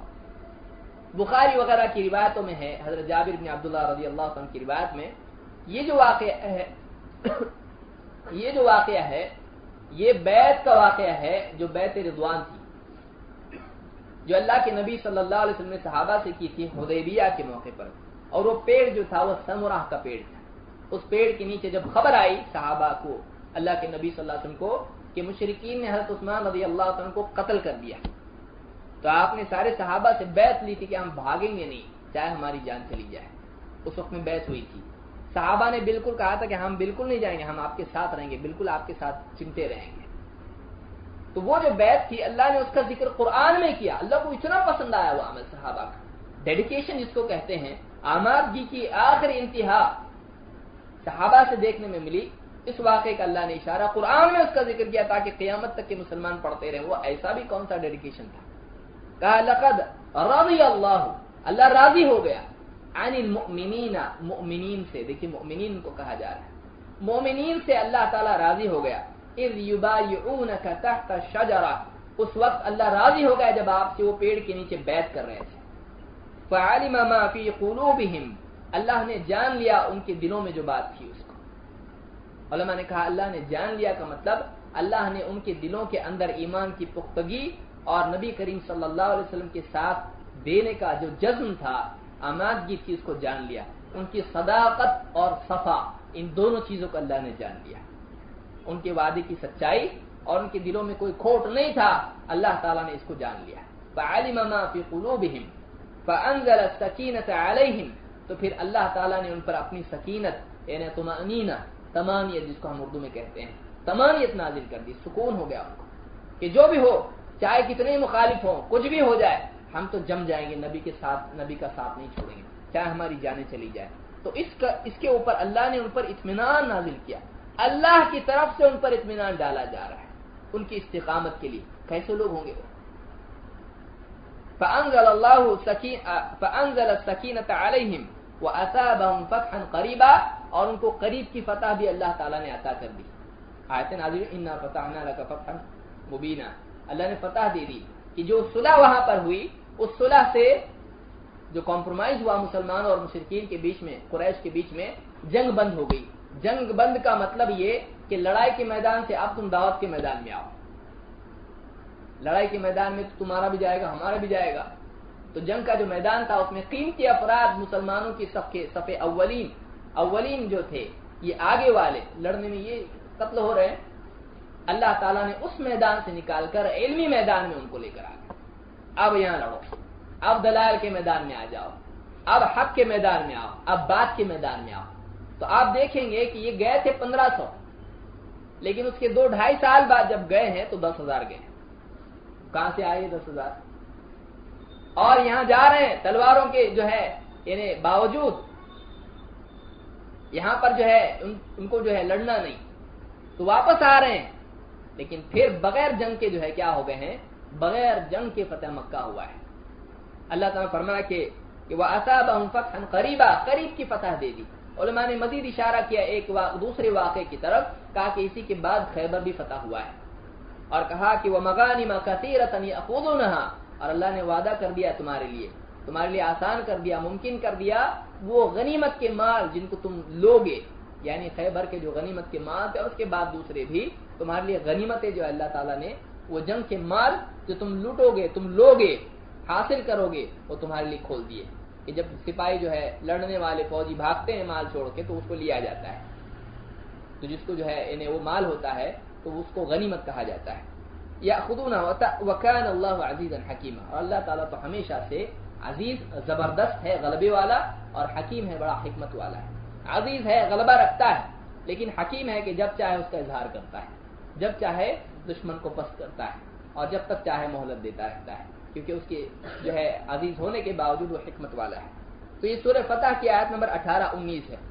اس میں جابر بن عبداللہ رضی اللہ، دیکھیے اس میں ایمان کی جو ہے دلیل دی جا رہی اور ڈیڈیکیشن ان کی بتائی جا رہی، ان کے لیے وعدہ کیا جا رہا ہے مغفرت کا، ان کے لیے وعدہ کیا جا رہا ہے فتح کا، ان کے لیے وعدہ کیا جا رہا ہے غنیمت کا، ان کو مؤمنین قرار دیا جا رہا ہے۔ قرآن کے اندر کتنے لوگ تھے وہ؟ جابر بن عبداللہ رضی اللہ تعالی فرماتے ہیں کانوا 15 الذین بایعوا النبی صلی اللہ علیہ وسلم یوم الحدیبیہ، 1500 لوگ تھے اس دن جنہوں نے بیعت کی تھی اللہ کے نبی صلی اللہ علیہ وسلم۔ اب کیا جواب دیں گے شیعہ حضرات کہ کہتے ہیں حضرت علی تھے، ابو موسیٰ تھے، فلانے تھے، بس یہ باقی تھے دین پہ، باقی سب مرتد ہو گئے۔ اس سے بڑا جھوٹ اور کیا ہوگا؟ یہ کتنے 1500 کے لیے وعدہ ہو رہا ہے اللہ کی طرف سے، بتائیے 1500 تھوڑے ہیں؟ تو 1500 کے لیے اللہ کی طرف سے آیا کہ یہ مؤمنین ہیں، ان پر اللہ نے سکینت نازل کی اور ان کے دلوں کی بات کو اللہ نے جان لیا، ان کی پختگی کو جان لیا۔ تو یہ جو ہے یہ آیت صحابہ کی شان میں اللہ تعالیٰ نے نازل کی ہے، سورہ الفتح کی آیت نمبر 18-19 میں۔ اسی طرح سے قرآن کریم میں سورۃ الحشر آیت نمبر 8 اور 9 میں اللہ تعالیٰ نے ایک بات بیان کی، جس میں اللہ تعالیٰ نے جو ہے یعنی مہاجرین اور انصار کا ذکر کیا ہے، اور بڑی شفقت کے ساتھ میں اور بڑی قوت کے ساتھ میں ذکر کیا ہے۔ اللہ تعالیٰ فرماتا ہے للفقراء المہاجرین الذین اخرجوا من دیارہم واموالہم، یہ جو فے کا مال ہے جو جنگ میں ہاتھ میں آتا ہے، تو فے کا جو مال ہے اس کی تفصیل ہے، میں اس میں نہیں جانا چاہتا، جو بھی مال ہے فے کا مال، کہا کہ یہ فقراء مہاجرین کے لیے، مہاجرین میں سے جو محتاج لوگ ہیں، فقیر ہیں، تنگ دست ہیں، ان کے لیے یہ مال ہے۔ الذین اخرجوا من دیارہم واموالہم، جن کو ان کے اپنے گھروں سے اور ان کے مالوں سے نکالا گیا ہے، کہ مشرکین نے ان کو مجبور کر دیا کہ وہ اپنے گھروں کو چھوڑ کر مدینہ جائیں اور اپنی تجارتوں کو چھوڑ، بتایا جا رہا ہے دیکھو یہ وہ لوگ ہیں کہ جو اپنے گھروں کو چھوڑ کے آئے ہیں اور اپنے مالوں کو، تجارتوں کو چھوڑ کے آئے نبی کریم صلی اللہ علیہ وسلم کی خاطر، اللہ کی رضا کے لیے، نبی کی حفاظت اور نبی کے دین کی حفاظت کے لیے آئے ہیں، جو دارالکفر کو چھوڑ کر دارالایمان میں آئے ہیں۔ یبتغون فضلا من اللہ ورضوانا، اور مقصد ان کا اس میں صرف یہ ہے کہ وہ اللہ کا فضل اور اس کی رضا چاہتے ہیں، ان کے اخلاص کی دلیل، ترک دنیا اور اخلاص۔ وینصرون اللہ ورسولہ، اور یہ کون لوگ ہیں؟ مہاجرین کون ہیں؟ یہ جو اللہ اور اس کے رسول کی مدد کرتے ہیں، اللہ اور اس کے رسول کی مدد کرتے ہیں۔ اولئک هم الصادقون، اور یہی تو سچے لوگ ہیں، یہی تو ہیں جو سچے ہیں۔ اللہ نے صحابہ کو کیا کہا؟ مہاجرین کو سچے لوگ یہ ہیں کہ جنہوں نے اپنے قول کو اپنے عمل سے سچا کر دکھایا، اپنے کلمے کا توحید و اتباع سے ثبوت دے دیا۔ اولئک هم الصادقون والذین، اب یہ دوسرا گروہ، پہلا گروہ کون سا ہے؟ مہاجرین کا۔ والذین تبوأوا الدار والایمان من قبلہم، اور دوسرے لوگ جنہوں نے دار کو، دار کہتے ہیں گھر، جنہوں نے، مدینہ کا ایک نام کیا ہے؟ الدار، دار الایمان، ایمان کا گھر۔ والذین تبوأوا الدار والایمان، علماء نے کہا ایمان بھی مدینے کا نام ہے، بعض نے کہا کہ ایمان کا مطلب ایمان ہے، کہ جنہوں نے گھر کو جو ہے تیار رکھا، تبوأوا الدار والایمان، اس ایمان کے گھر کو جو مدینہ ایمان کا گھر ہے، اس لیے کہ حدیث میں اللہ کے نبی صلی اللہ علیہ وسلم خود فرماتے ہیں کہ مدینہ جو ہے اس کی طرف ایمان اور دین جو ہے ویسے ہی لوٹے گا جیسے سانپ اپنے بل کی طرف واپس آ جاتا ہے۔ قیامت کے قریب کیا ہوگا؟ مدینہ جو ہے ایمان کا گھر ہے، ایمان اور دین سمٹ کے واپس، جیسے سانپ اپنے بل میں واپس آ جاتا ہے گھوم پھر کے، تو ایمان اور دین پورا واپس کا مدینہ کی طرف چلا جائے گا۔ تو کہا کہ والذین تبوأوا الدار والایمان، جنہوں نے گھر کو اور ایمان کو پہلے سے جو ہے تیار کر رکھا تھا، بسا رکھا تھا، من قبلہم، ان سے پہلے، یعنی ان کی ہجرت سے پہلے، یحبون من ہاجر الیہم، یہ وہ لوگ ہیں جو ان سے محبت رکھتے ہیں جو ہجرت کر کے ان کے پاس آئے، نفرت نہیں رکھتے ہیں کہ یہ کیا باہر کے لوگ آ گئے ہمارے یہاں، بلکہ صحابہ کی دیکھیے، انصار کی اللہ نے کتنی بڑی بات بیان کی ये तो बहुत पसंद करते कि बहुत अच्छा किया तुम मक्का छोड़ के मदीना आ गए, आ जाओ। ये ऐसे मेजबान है कि तारीख में कभी ऐसे मेजबान नहीं मिलेंगे जिन्होंने अपने घर में से अपना आधा घर, अपनी तिजारत में से आधी तिजारत, हर चीज आधा आधा ले लो, बिल्कुल आमादगी के साथ। ये पूरी तारीख है, आप तारीख देखेंगे तो आपको मालूम पड़ेगा कि ये भी हिस्ट्री में ऐसा भी कुछ हुआ है जो किसी कौम में हमको मिलता नहीं है, किसी तारीख में नहीं मिलता है। युहिब्बूना मन हाजरा इलैहिम वला यजिदूना फी सुदूरिहिम हाजतन मिम्मा ऊतू। और इन मुहाजिरीन को अगर कुछ दिया जाता है, दुनिया की आता उनको जब आती है, गनीमत का माल और यहाँ वहाँ का माल आता है और अल्लाह के नबी सल्लल्लाहु अलैहि वसल्लम मुहाजिरीन को देते हैं उनकी तंगदस्ती और मोहताजी की वजह से, तो ये जो अंसार हैं जिन्होंने अपने माल में से इनको माल दिया, अपनी तिजारतों में से इनको जो है माल दिया है, वो अपने दिल में इस उनके मिलने पर कभी हरज महसूस नहीं करते हैं। हाजा, उलमा कहते हैं हाजा यहाँ पर हसद और जो है यानी जो है यानी हसद के माना में यहाँ पर आई, हरज के माने में यहाँ पर आई, कि उनके दिलों में कोई तंगी महसूस नहीं करते कि देखो हमने इतनी कुर्बानी दी है, अपने मालों में से इनको माल दिए, अब जो पता हो रहा है माल आ रहा है यहाँ वहां से, तो हमको जो है नहीं दिया जा रहा या कम दिया जा रहा और इनको दिया जा रहा मुहाजिरीन को, तो अपने दिल में कभी ये महसूस नहीं करते हैं कि हमको मिले और इनको न मिले, या इनको मिल रहा हमको नहीं मिल रहा, ऐसा नहीं मानते हैं।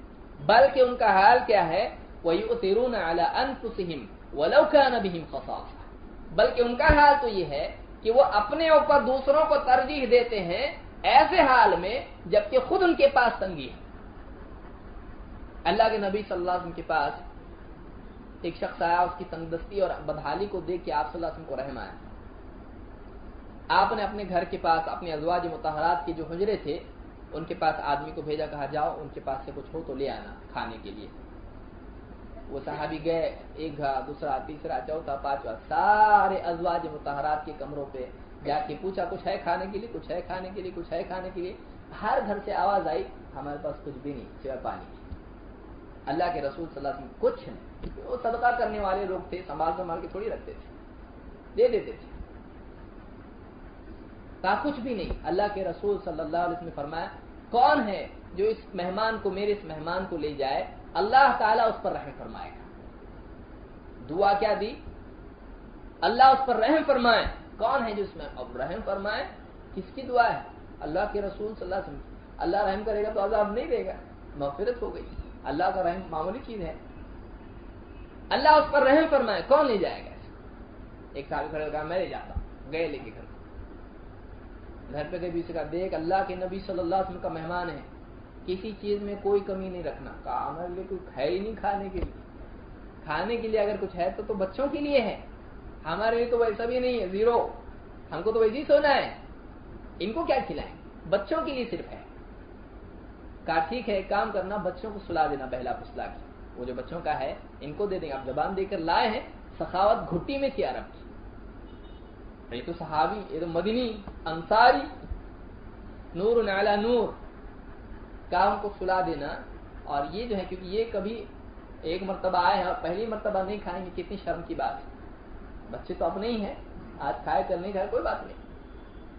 कहा कि उनको सुला देना और हम बैठेंगे खाने के लिए साथ में, और खाते खाते जो है हम चराग बुझा देंगे और बस ऐसा करेंगे जैसे शरीक हैं खाने में, और मेहमान खा लेगा, हम नहीं खाएंगे। ठीक है, बीवी भी देखिए, बीवी भी कैसी होंगी, वो सहाबियात औरतें उस जमाने की कैसी थी। उन्होंने कहा नहीं नहीं मैं खाऊंगी, या बच्चे खाएंगे, अपने बच्चों को भूखा रखते, किसको किसको पकड़ के लाते। सहाबियात हैं, कैसे लोग थे उस जमाने के, आप थोड़ा जाएं उस दौर में, क्या कितना नूरानी माहौल होगा, कितना अच्छा माहौल था। कहा कि ठीक है, बैठ गए दोनों, बुझा दिया उन्होंने, बीवी ने जो भी करना था कर लिया, अंधेरा है, अब खाते रहे। मेहमान ने खा लिया, सामने बैठे, नहीं मालूम मेहमान को कि ये नहीं खा रहे, मैं खा रहा हूं, नहीं मालूम उसको। अगले दिन अल्लाह, अब किसी को बताया भी नहीं, हमारे यहाँ तो कोई आदमी एक नेकी करे तो पूरे गांव में करेगा, लेकिन अल्लाह के नबी सल्लल्लाहु अलैहि वसल्लम के सहाबा ने क्या किया, खिला पिला गए। अल्लाह के रसूल सल्लल्लाहु अलैहि वसल्लम कुछ नहीं बताया क्या हुआ क्या नहीं हुआ, कुछ नहीं। अल्लाह के नबी सल्लल्लाहु अलैहि वसल्लम ने फरमाया रात को तुम्हारा अपने मेहमान के साथ में जो मामला था अल्लाह को बहुत पसंद आया। हर अंधेरे में किया, सामने बैठा खा रहा, उसको नहीं मालूम, رب العالمین کو اس اندھیرے میں معلوم کہ میرے بندے نے کیا کیا ہے، اور اپنے نبی کو ایسے کو خبر دے دی کہ جس کی بات محفوظ ہونے والی ہے قیامت تک کے لیے، کہ اللہ کے نبی صلی اللہ علیہ وسلم نے فرمایا رات کو تمہارا جو معاملہ تھا اپنے مہمان کے ساتھ میں اللہ کو بہت پسند آیا، اللہ کو بہت پسند آیا۔ آج 1400 سال کے بعد بھی ہم ان کا ذکر کر رہے ہیں۔ اس چھپانے کے عمل کو اللہ نے اتنا عام کر دیا کہ آج سے اگر 10,000 سال تک بھی قیامت نہیں آئے گی تو تب تک بھی کیا ہے، چلتا رہے گا۔ ہر مدرسے میں اور ہر دینی مجلس میں جب بھی سخاوت کی بات ہوگی، جب بھی قربانی کی بات ہوگی، جب بھی اس آیت کی تفسیر بیان کی جائے گی، ان صحابی کا واقعہ بیان کیا جائے گا۔ ایسا چھپا کے کیا ہوا عمل، ایسا قربانی والا عمل اللہ تعالیٰ ضائع نہیں کرتا ہے، اللہ تعالیٰ ضائع نہیں کرتا ہے۔ انہوں نے چھپایا، اللہ نے اس کو بتایا۔ وَيُؤْثِرُونَ عَلَىٰ أَنفُسِهِمْ، وہ اپنے آپ پر دوسروں کو ترجیح دیتے ہیں۔ کیسی حالت میں؟ وَلَوْ كَانَ بِهِمْ خَصَاصَةٌ، چاہے ان کو خود جو ہے تنگ دستی کیوں نہ ہو، چاہے ان کو فاقے کی نوبت کیوں نہ ہو، کہ خود بھوکے، بچے بھوکے لیکن مہمان کو کھلا رہے ہیں۔ یہ وہ جو ہے ایک عام صحابی، بتائیے شیخین کا کیا حال ہوگا، ابو بکر و عمر رضی اللہ عنہ کیسے ہوں گے، کیا لیول کے لوگ ہوں گے وہ لوگ۔ ایک عام صحابی کا یہ حال ہے۔ تو یہ جو ہے قرآن میں اللہ نے ان کے بارے میں انصار صحابہ کے بارے میں بیان کیا اور کہا کہ وَمَن يُوقَ شُحَّ نَفْسِهِ فَأُولَٰئِكَ هُمُ الْمُفْلِحُونَ، اور جو اپنے نفس کے بخل سے محفوظ کر دیا گیا، بچا لیا گیا، تو یہی لوگ ہیں کہ جو کامیاب ہونے والے ہیں۔ اور یہ سارے صحابہ کی صفت تھی کہ وہ بخیل نہیں تھے، وہ بڑے سخی تھے۔ تو عرب کا معاملہ تھا، صحابہ تو بہت اونچے ہیں، صحابہ تو دین کی بنیاد پر جو ہے مزید جنت ان کے لیے اور ایک محرک تھی، اللہ کی رضا ایک مزید محرک تھی، ورنہ بائی ڈیفالٹ جو ہے عرب کے لوگ سخی تھے، اصلاً وہ سخی تھے۔ تو یہ جو ہے صحابہ کا ذکر اللہ نے قرآن کریم میں بتایا سورۃ الحشر میں، کہ ایک طرف مہاجرین ہیں جو سب کچھ چھوڑ چھاڑ کے اللہ کی خاطر آئے، دوسرے جو ہے انصار ہیں کہ جنہوں نے اللہ کی خاطر سب کچھ دیا چاہے ان کے پاس کمی کیوں نہ ہو۔ اللہ کے نبی صلی اللہ علیہ وسلم کی گواہی ہے کہ سارے مہاجرین جنتی ہیں، لیکن اس میں فرق ہے۔ آپ فرماتے ہیں ان فقراء المہاجرین يدخلون الجنة قبل اغنیائهم بمقدار 500 سنہ، کہ مہاجرین میں سے جو فقراء ہیں، جو تنگ دست اور بالکل غریب لوگ ہیں، یہ مہاجرین ہی میں سے مالداروں سے کتنے؟ بمقدار 500 سنہ، 500 سال پہلے جنت میں جائیں گے۔ فقراء کیونکہ وہ مجاہدے میں رہتے تھے، کہا کہ فقراء میں سے جو یعنی مہاجرین ہیں تو یہ اغنیا سے 500 سال پہلے جنت میں جائیں گے۔ ٹھیک ہے، وہ 500 سال بعد میں جائیں گے، لیکن سب کے سب مہاجرین کہاں جائیں گے؟ سارے مہاجرین جنتی، آگے پیچھے ٹھیک ہے، لیکن سارے کے سارے مہاجرین کہاں جانے والے ہیں؟ اللہ کے رسول صلی اللہ علیہ وسلم فرماتے ہیں سب کے سب جنت میں جانے والے۔ امام ابن ماجہ نے اس حدیث کو ذکر کیا اور یہ صحیح روایت ہے، شیخ البانی نے اس کو حسن کہا ہے۔ سارے کے سارے انصار نہ صرف یہ کہ مومن اور جنتی ہیں، بلکہ ایمان ہمارا صحیح ہوگا جب ان سے محبت کریں گے۔ اللہ کے نبی صلی اللہ علیہ وسلم فرماتے ہیں آیت الایمان حب الانصار و آیت النفاق بغض الانصار۔ امام البخاری و مسلم دونوں نے اس کو روایت کیا ہے کہ انصار کی محبت یعنی جو ہے ایمان کی علامت ہے، ایمان کی علامت انصار کی محبت ہے، اور انصار سے بغض رکھنا یہ نفاق کی علامت ہے۔ ایک آدمی جو منافق ہے وہی انصار سے دل میں جو ہے کینہ کپٹ رکھے گا، جو آدمی مومن ہو وہ آدمی انصار سے کبھی دل میں برائی نہیں رکھے گا، بلکہ اس کے دل میں یہ محبت پیدا ہوگی کہ جنہوں نے نبی کا اتنا ساتھ دیا، جنہوں نے اتنی قربانی دی نبی کریم صلی اللہ علیہ وسلم کے لیے، وہ کتنے اچھے لوگ تھے، ان سے بھی محبت کرے گا۔ کہ محبوب کا تعاون کرنے والا محبوب ہوتا ہے، محبوب کے لیے قربانی دینے والا محبوب ہوتا ہے۔ آپ کو معلوم پڑے ہماری بیٹی کو فلاں نے بہت سپورٹ کیا، اس کی شوہر کو یہ کر دیا وہ کر دیا، کتنا اچھا لگا، میری بیٹی کو ساتھ دیا انہوں نے، میری بیٹی کے گھر کے جو ہے تعاون کر دیا، تو ایک باپ کو کتنا اچھا لگے گا۔ ایک بھائی کو معلوم پڑے گا دوسرا بھائی اس کو کسی نے جو ہے بچا لیا، کتنا اچھا لگے گا، اچھا آپ نے بچایا۔ تو جو ہے انسان کو اپنے محبوب کو جب کوئی آدمی دوسرا اس کا تعاون کرتا ہے وہ محبوب ہو جاتا ہے۔ بتائیے جو نبی کریم صلی اللہ علیہ وسلم سے سچی محبت رکھتا ہے، آپ کا تعاون کرنے والے اور آپ کی جو قربانیاں دینے والے ان سے محبت کیسے نہیں کرے گا؟ جو آپ صلی اللہ علیہ وسلم سے نفرت رکھتا ہو وہی صحابہ سے اور وہی انصار سے نفرت رکھے گا۔ تو اسی لیے آپ نے فرمایا کہ حب آیت الایمان، ایمان کی نشانی انصار سے محبت ہے۔ انصار صحابی کون ہے؟ آپ یاد رکھیں، جو مہاجرین ہیں وہ مکہ سے ہجرت کر کے مدینہ آنے والے ہیں، اور انصار وہ ہیں جنہوں نے مدد کی اللہ کے نبی صلی اللہ علیہ وسلم کی اور صحابہ کی مدینہ میں رہ کر۔ تو کہا کہ نفاق کی نشانی کیا ہے؟ انصار سے نفرت رکھنا۔ اسی طرح سے نام لے لے کر 10 صحابیوں کے بارے میں اللہ کے نبی صلی اللہ علیہ وسلم فرمایا کہ یہ جنتی ہیں۔ یہ کون لوگ ہیں؟ جن کو عشرۃ المبشرہ کہا جاتا ہے، العشرۃ المبشرہ، کہ 10 لوگ، 10 صحابی جن کا نام لے کر ان کو بتایا گیا کہ جنت میں۔ باقی اور لوگ بھی صحابی ہیں جن کے بارے میں نام لے کے کہا گیا ہے، لیکن ان کو عشرہ مبشرہ کیوں کہا جاتا ہے؟ ایک ساتھ اللہ کے نبی صلی اللہ علیہ وسلم نے ایک مجلس میں سب کے بارے میں ذکر کیا، لگاتار ذکر کیا کہ یہ جنت میں، یہ جنت میں، یہ جنت میں۔ امام احمد نے اور امام ترمذی وغیرہ نے بھی اس کو ذکر کیا ہے۔ اللہ کے نبی صلی اللہ علیہ وسلم فرماتے ہیں ابو بکر فی الجنہ، ابو بکر فی الجنہ، وعمر فی الجنہ، وعثمان فی الجنہ، وعلی فی الجنہ، وطلحہ فی الجنہ، والزبیر فی الجنہ، وعبد الرحمن بن عوف فی الجنہ، وسعد فی الجنہ، وسعید فی الجنہ، وابو عبیدہ ابن الجراح فی الجنہ۔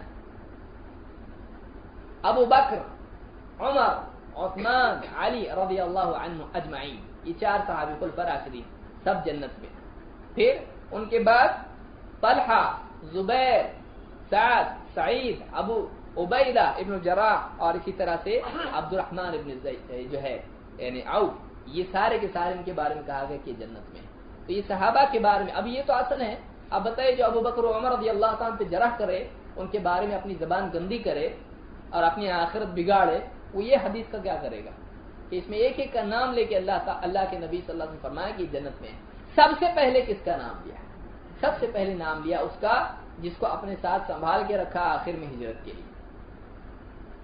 آپ بتائیے، کوئی آدمی سفر میں لے جاتا ہے، سب سے بھروسے کا آدمی کو لے جاتا کہ نہیں لے جاتا؟ خطرناک سفر جس میں سیکیورٹی بہت ضروری، بہت خطرے والا، کس کو لے جاتا ہے؟ اللہ کے نبی صلی اللہ علیہ وسلم نے چنا ابو بکر صدیق رضی اللہ تعالیٰ کو اپنے اس سفر میں جو بہت ہی اہم سفر تھا آپ کی زندگی کا۔ 2 سفر بڑے اہم تھے اللہ کے نبی صلی اللہ علیہ وسلم کی زندگی میں۔ ایک تھا معراج کا، دوسرا تھا ہجرت کا۔ معراج کے سفر میں سارے فرشتوں میں سب سے افضل کو ساتھ میں رکھا۔ فرشتوں میں سب سے افضل کون ہے؟ جبریل۔ تو اس سفر کے ساتھی کون؟ فرشتوں میں سب سے افضل۔ اور معراج کا جو زمین کو، وہ آسمان کا سفر تھا، اور جو زمین کا سفر ہے آپ کا مکہ سے مدینہ کی طرف، اس میں انسانوں میں، امت میں سب سے افضل کو ساتھ میں رکھا، ابو بکر صدیق رضی اللہ تعالیٰ۔ یہ شان ہے ابو بکر صدیق رضی اللہ تعالیٰ کی کہ سواری بھی جو ہے ان سے لی تھی اللہ کے نبی صلی اللہ علیہ وسلم، بلکہ ان کے بارے میں کہا کہ میں نے سب کا جو ہے انہیں جو احسانات ہے سب کے ادا کر دیے سوائے ابو بکر کے۔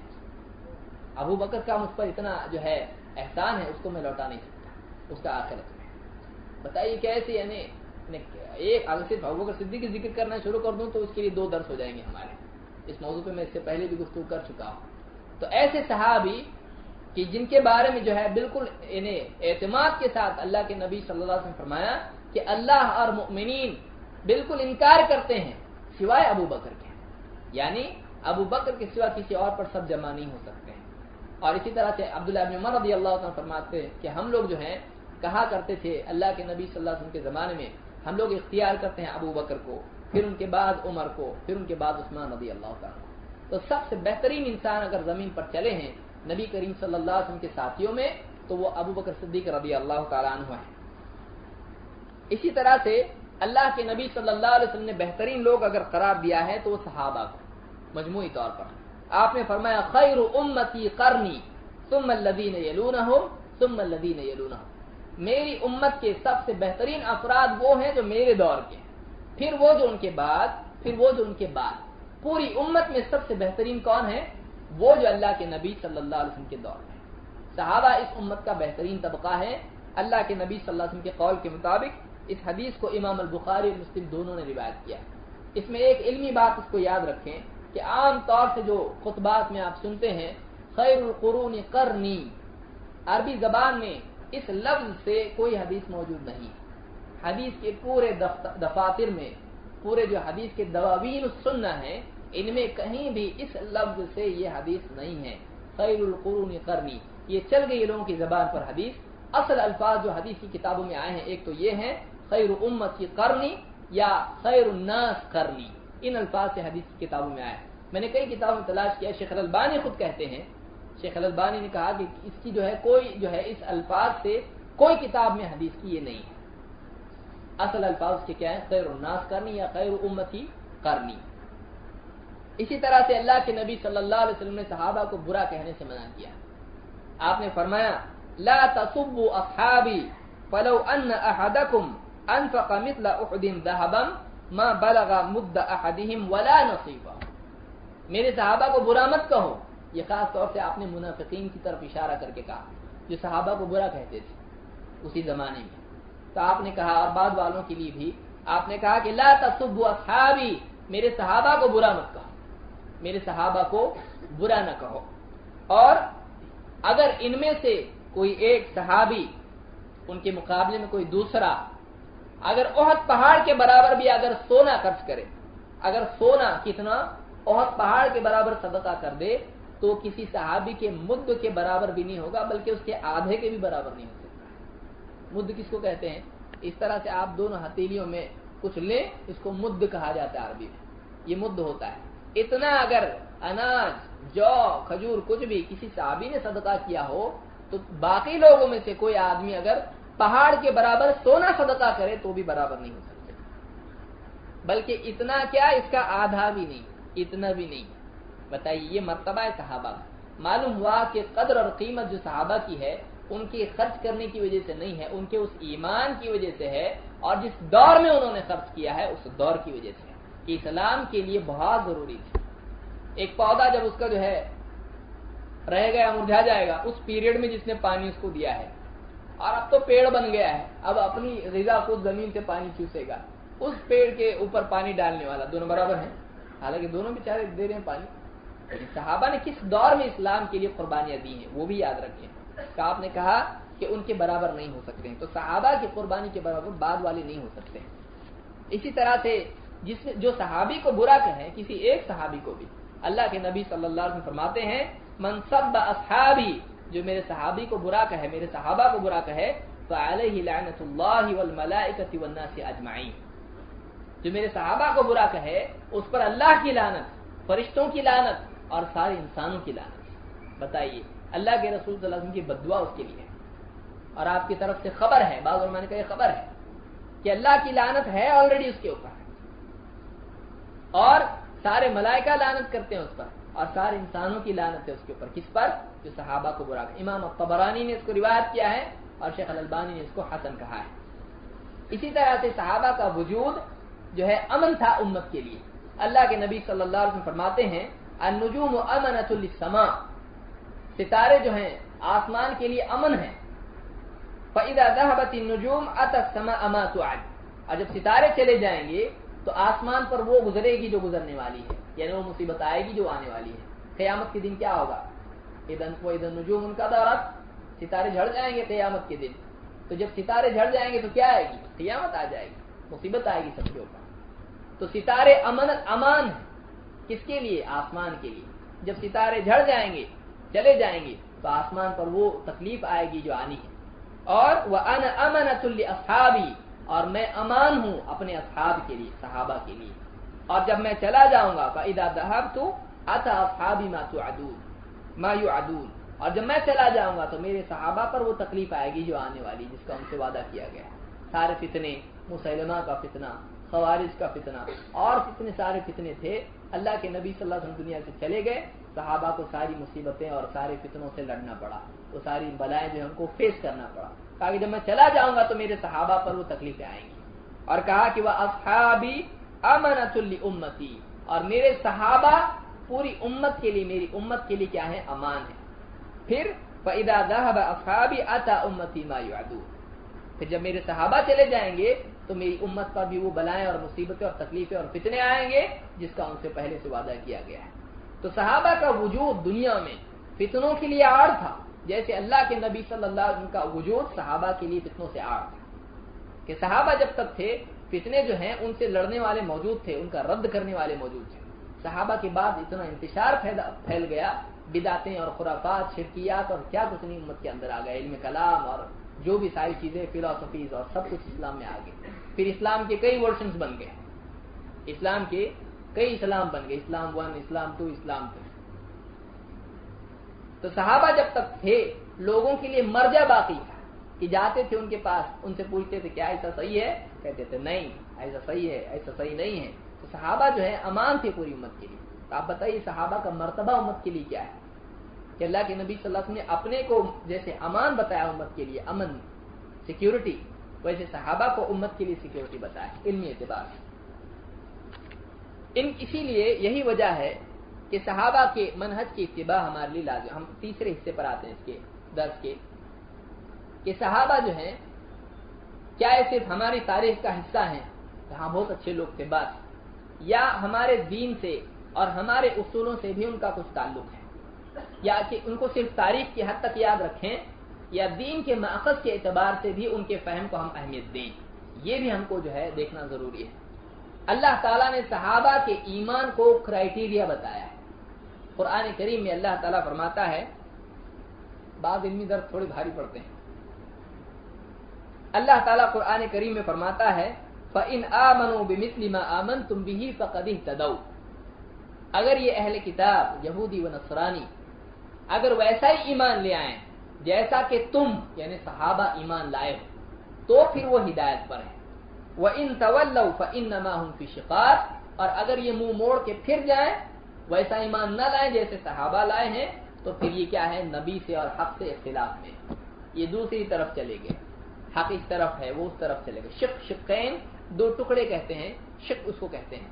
وَهُمْ فِي شِقَاقٍ، یہ نبی کی اس طرف ہیں، حق کی اس طرف ہیں، اس جانب ہیں، یہ غلط سائیڈ میں ہے، دوسری پارٹی میں ہے۔ تو اللہ تعالیٰ نے ایمان کا جب ذکر کیا اور ہدایت کا جب ذکر کیا تو اللہ تعالیٰ نے کیا فرمایا، فَإِنْ آمَنُوا بِمِثْلِ مَا آمَنْتُمْ بِهِ، کہ اے صحابہ جیسے تم ایمان لائے ہو ویسا ہی اہل کتاب ایمان لاتے ہیں تو یہ ہدایت پر ہے۔ معلوم ہوا کہ ہدایت والا ایمان، عقائد کی صحت، عقائد صحیح کون سے ہیں، اگر آج اختلاف ہوتا ہے عقائد میں تو پھر رجوع کرنا پڑے گا صحابہ کے عقیدے کی طرف۔ کیوں؟ اس لیے کہ اللہ تعالیٰ نے صحابہ کے عقیدے کو پیمانہ بتایا ہے۔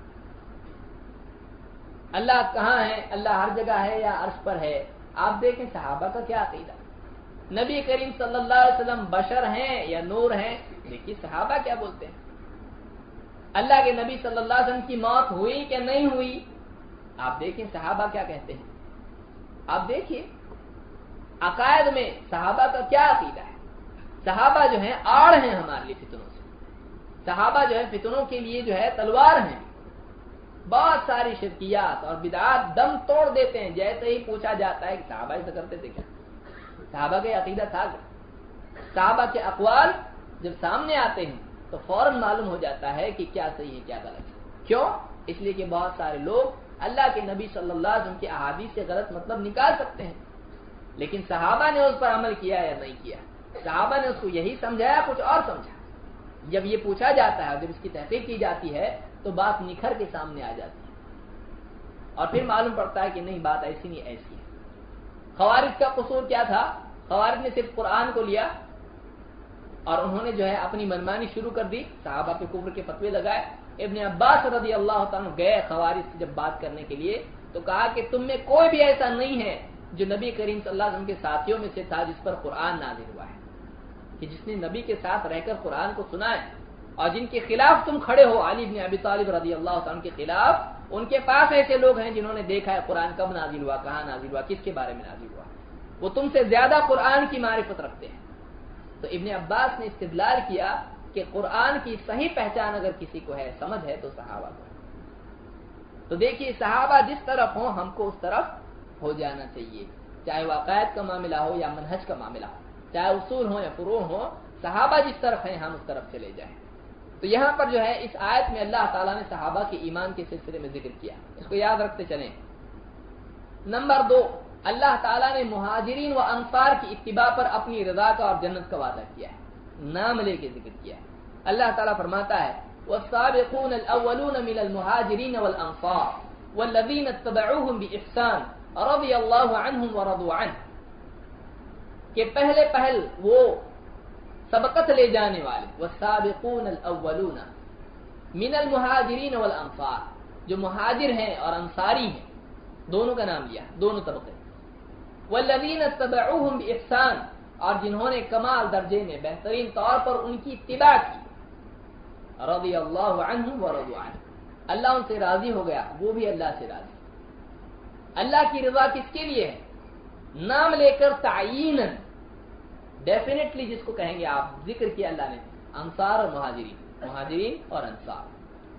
लेकिन फिर दूसरा ग्रोह और भी एक जिक्र किया और उनके लिए भी वादा किया रिजा का, लेकिन कैद लगा दी उनकी, उनका नाम नहीं लिया। वरना अल्लाह कोई जमात का नाम ले, नाम रख लो अपना हो और जन्नत में चले जाओ। अल्लाह ने क्या फरमाया? वल्लज़ीन तबऊहुम बिइहसान, और जिन्होंने बेहतरीन तौर पर उनकी इत्तिबा की, किन की? मुहाजिर और अंसार की। तो बाकी लोगों के लिए, मुहाजिरीन और अंसार के बाद वालों के लिए, अगर अल्लाह की रजा के लिए कोई रास्ता है तो वो उस मनहज की इत्तिबा है जिस पर मुहाजिरीन और अंसार अपने आप को उस रास्ते पर डालेंगे, तब जाकर उनके लिए जो है यानी हिदायत मिलेगी। यही सिरात मुस्तकीम है। और क्या सिरात मुस्तकीम? यही सिरात मुस्तकीम है जिस पर अल्लाह के नबी सल्लल्लाहु अलैहि वसल्लम और आपके साथ आपके सहाबा चले हैं। इसलिए आप देखेंगे कुरान में कई जगह पर अल्लाह ने एक मकाम पर फरमाया, कुल हादिही सबीली अदउ इलल्लाह अला बसीरतिन अना व मन इत्तबअनी, मैं और मेरी मुत्तबे इसी चीज की दावत देते हैं, अल्लाह की तरफ बुलाते हैं। तो आपने अपने साथ सहाबा को जिक्र किया, अल्लाह ने जिक्र करने के लिए कहा। इसी तरह से आप देखें, अब्दुल्लाह इब्न मसूद रज़ियल्लाहु ताला खुद सहाबी हैं, ये कहते हैं इन्नल्लाह नज़रा फी क़ुलूबिल इबाद, इस बात को याद रखें, अल्लाह ने अपने बंदों की तरफ निगाह की, फवजद क़ल्ब मुहम्मदिन खैरा क़ुलूबिल इबाद, तो मोहम्मद सल्लल्लाहु अलैहि वसल्लम के कल्ब को सारे बंदों में सबसे बेहतर कल्ब पाया, सबसे बेहतर दिल आप सल्लल्लाहु अलैहि वसल्लम का पाया। फस्तफ़ाहु लिनफ़्सिही फ़ब्तअतहु बिरिसालती, अल्लाह ने आप सल्लल्लाहु अलैहि वसल्लम को अपने लिए चुन लिया और अपनी रिसालत के हक अदा करने के लिए रिसालत आपको दी और उसकी दावत के लिए आपको चुन लिया। सुम्मा नज़रा फ़ी क़ुलूबिल इबाद बाद क़ल्बि मुहम्मदिन, और मोहम्मद सल्लल्लाहु अलैहि वसल्लम के कल्ब के बाद दूसरे बंदों के दिलों की तरफ अल्लाह ने निगाह की, फवजद क़ुलूब अस्हाबिही खैरा क़ुलूबिल इबाद, तो आपके सहाबा के दिलों को सारे दिलों से बेहतरीन दिल पाया, सारे दिलों में सबसे बेहतर कल्ब। क़यामत के दिन क्या सबसे काम की चीज होगी? यौम ला यनफ़उ मालुन वला बनून इल्ला मन अतल्लाह बिक़ल्बिन सलीम, उस दिन कोई माल औलाद कुछ काम नहीं आएगी सिवाय कल्ब सलीम जो लेकर आया उसको ये काम आएगा। सारे कुलूब में बेहतरीन कुलूब किसको पाया? अल्लाह ताला ने सहाबा के कुलूब को।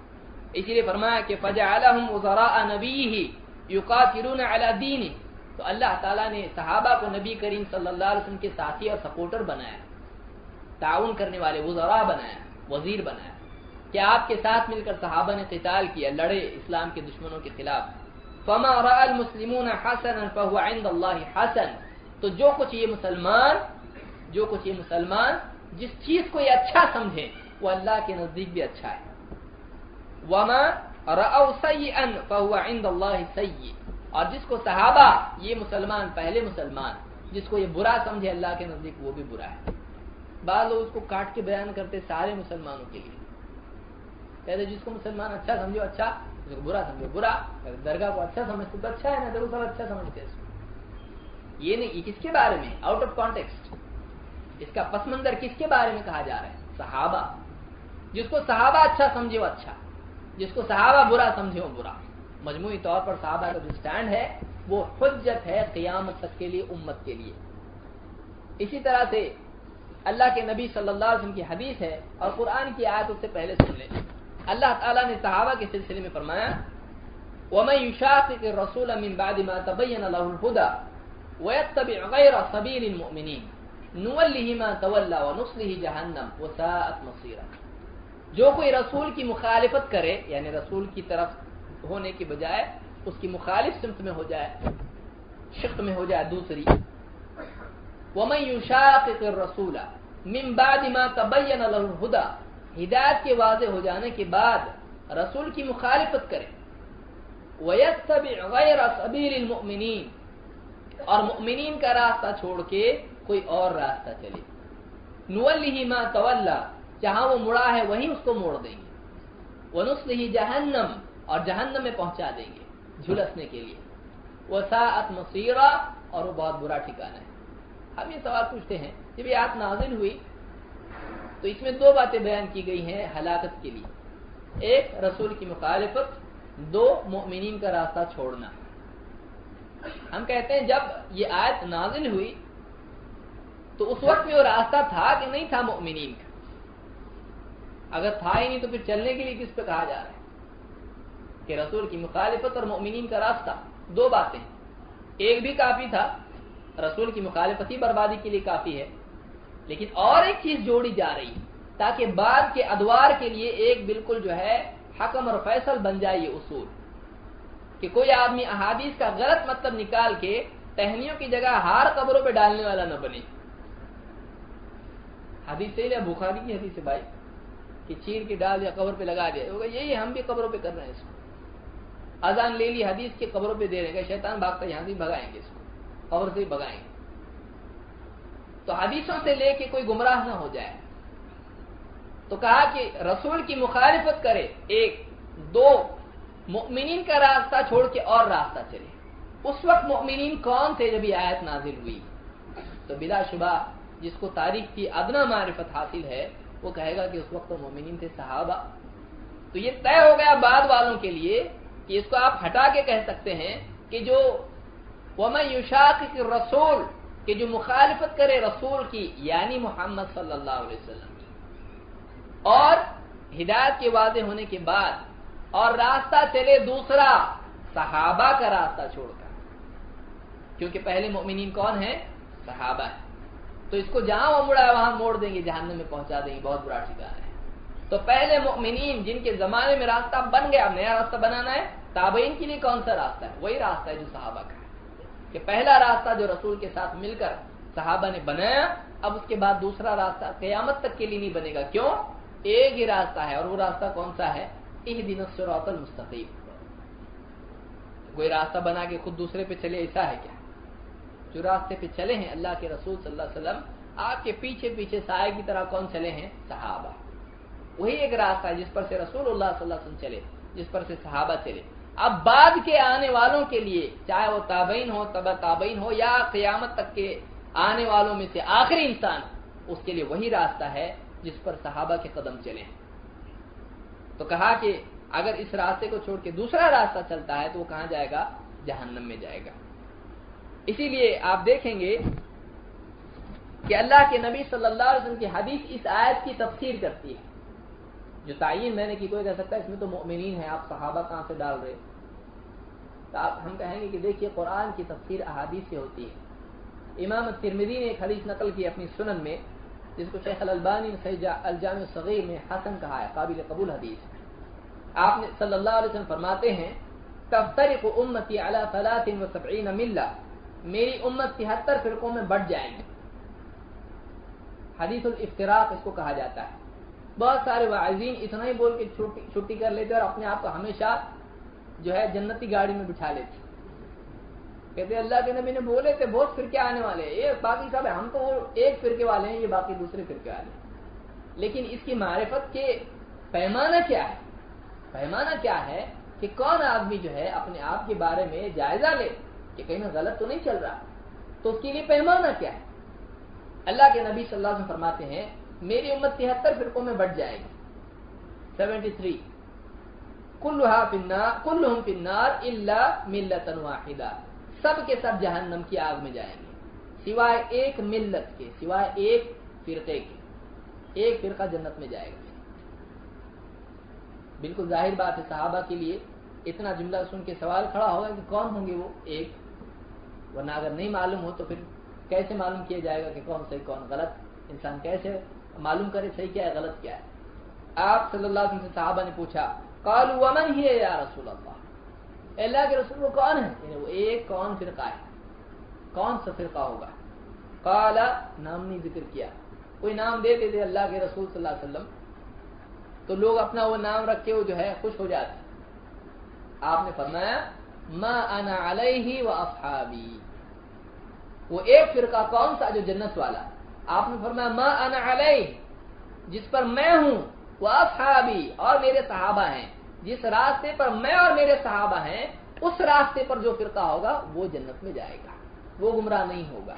आप इस आयत से इस हदीस को मिलाएं कि रसूल का रास्ता, रसूल की मुखालिफत और मोमिनीन का रास्ता छोड़ के जो चलेगा जहन्नम में जाएगा। अब हम इस हदीस से कहते हैं कि जिस रास्ते पर रसूलुल्लाह सल्लल्लाहु अलैहि वसल्लम और सहाबा चले हैं, मा अना अलैहि व अस्हाबी, इफ्तिराक और उम्मत में तफर्रुक और इतना जो है फिरके जब हो जाएंगे, उसमें कौन सा फिरका, कौन से अपराध अपने आप को जहन्नम से बचाएंगे?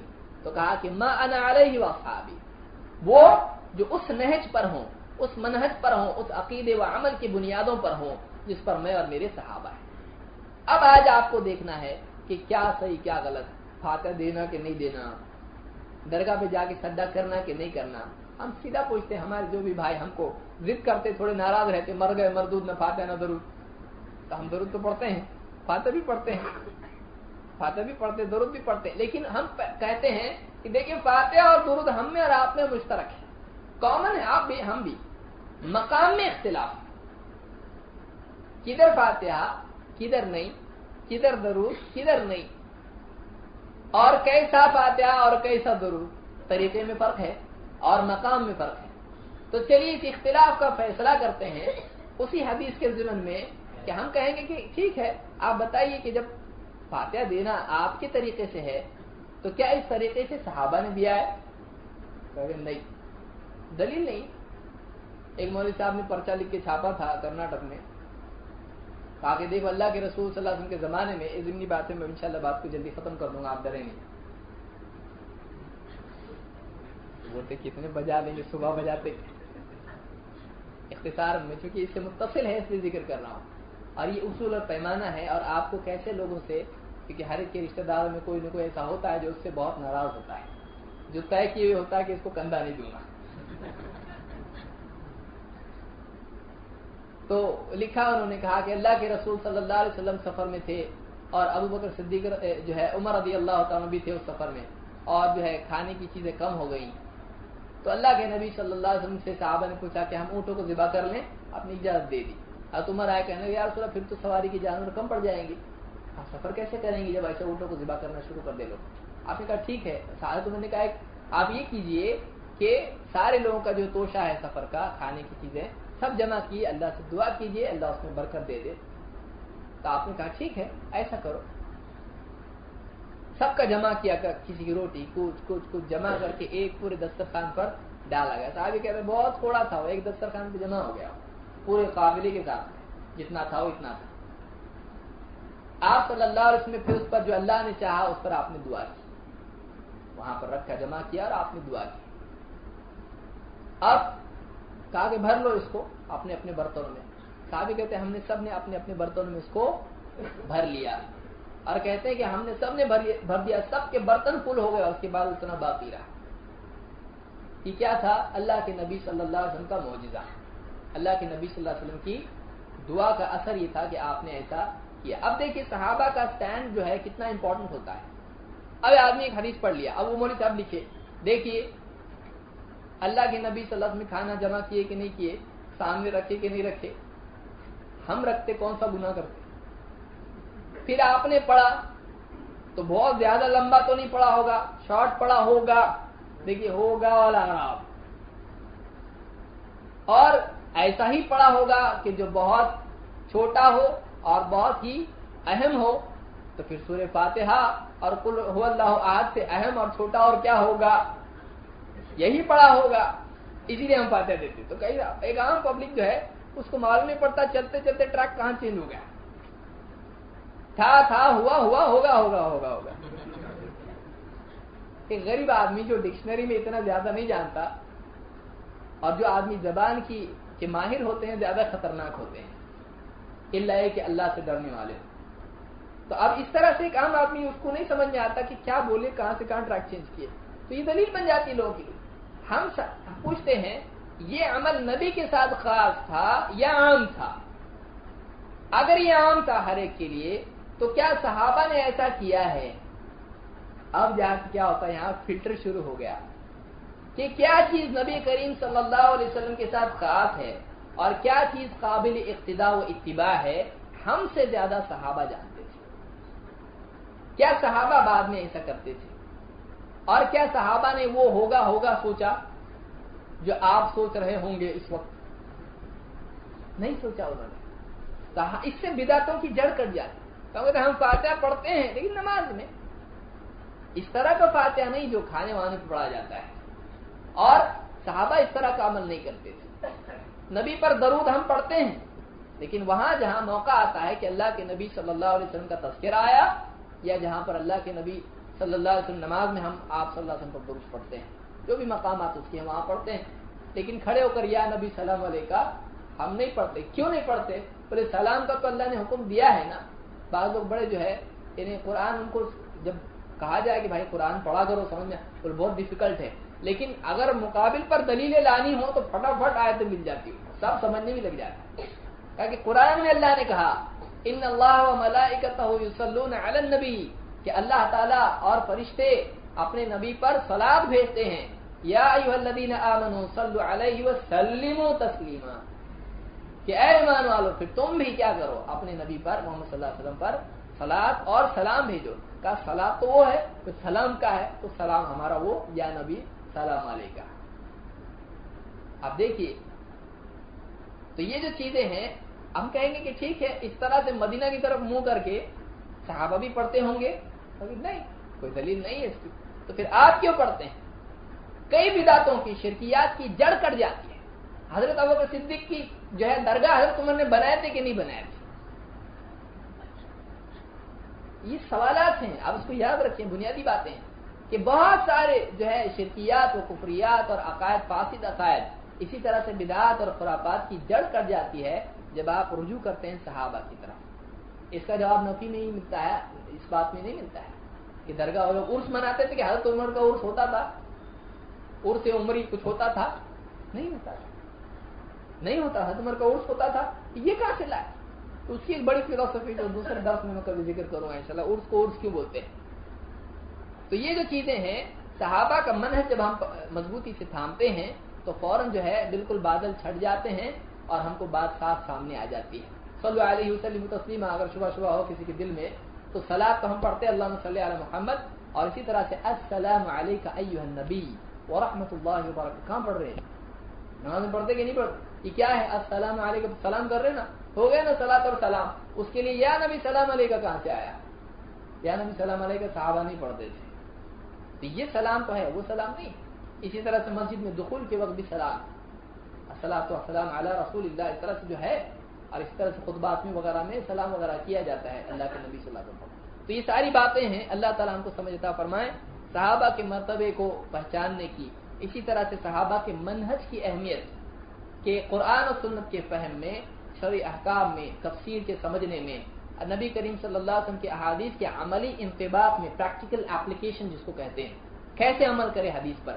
اس لیے صحابہ ہمارے لیے آئیڈیل ہیں کہ ان کا سماج، ان کا معاشرہ دلیل ہے جس پر نفاذ ہوا اسلام کا پہلی مرتبہ، اور نبی کریم صلی اللہ علیہ وسلم ایسی حالت میں چھوڑ کے گئے کہ آپ راضی تھے۔ وہ کون سا معاشرہ تھا؟ جو اس معاشرے میں ہوتا تھا وہ صحیح دینداری کے اعتبار سے، جو اس معاشرے میں نہیں ہوتا تھا وہ صحیح نہیں۔ اللہ تعالیٰ ہم کو سمجھ عطا فرمائے اور صحابہ کے منہج کو اختیار کرنے کی اور ان کی تعلیمات کو سیکھنے اور سکھانے کی توفیق عطا فرمائے۔ سبحانک اللہم و بحمدک، اشہد ان لا الہ الا انت، استغفرک۔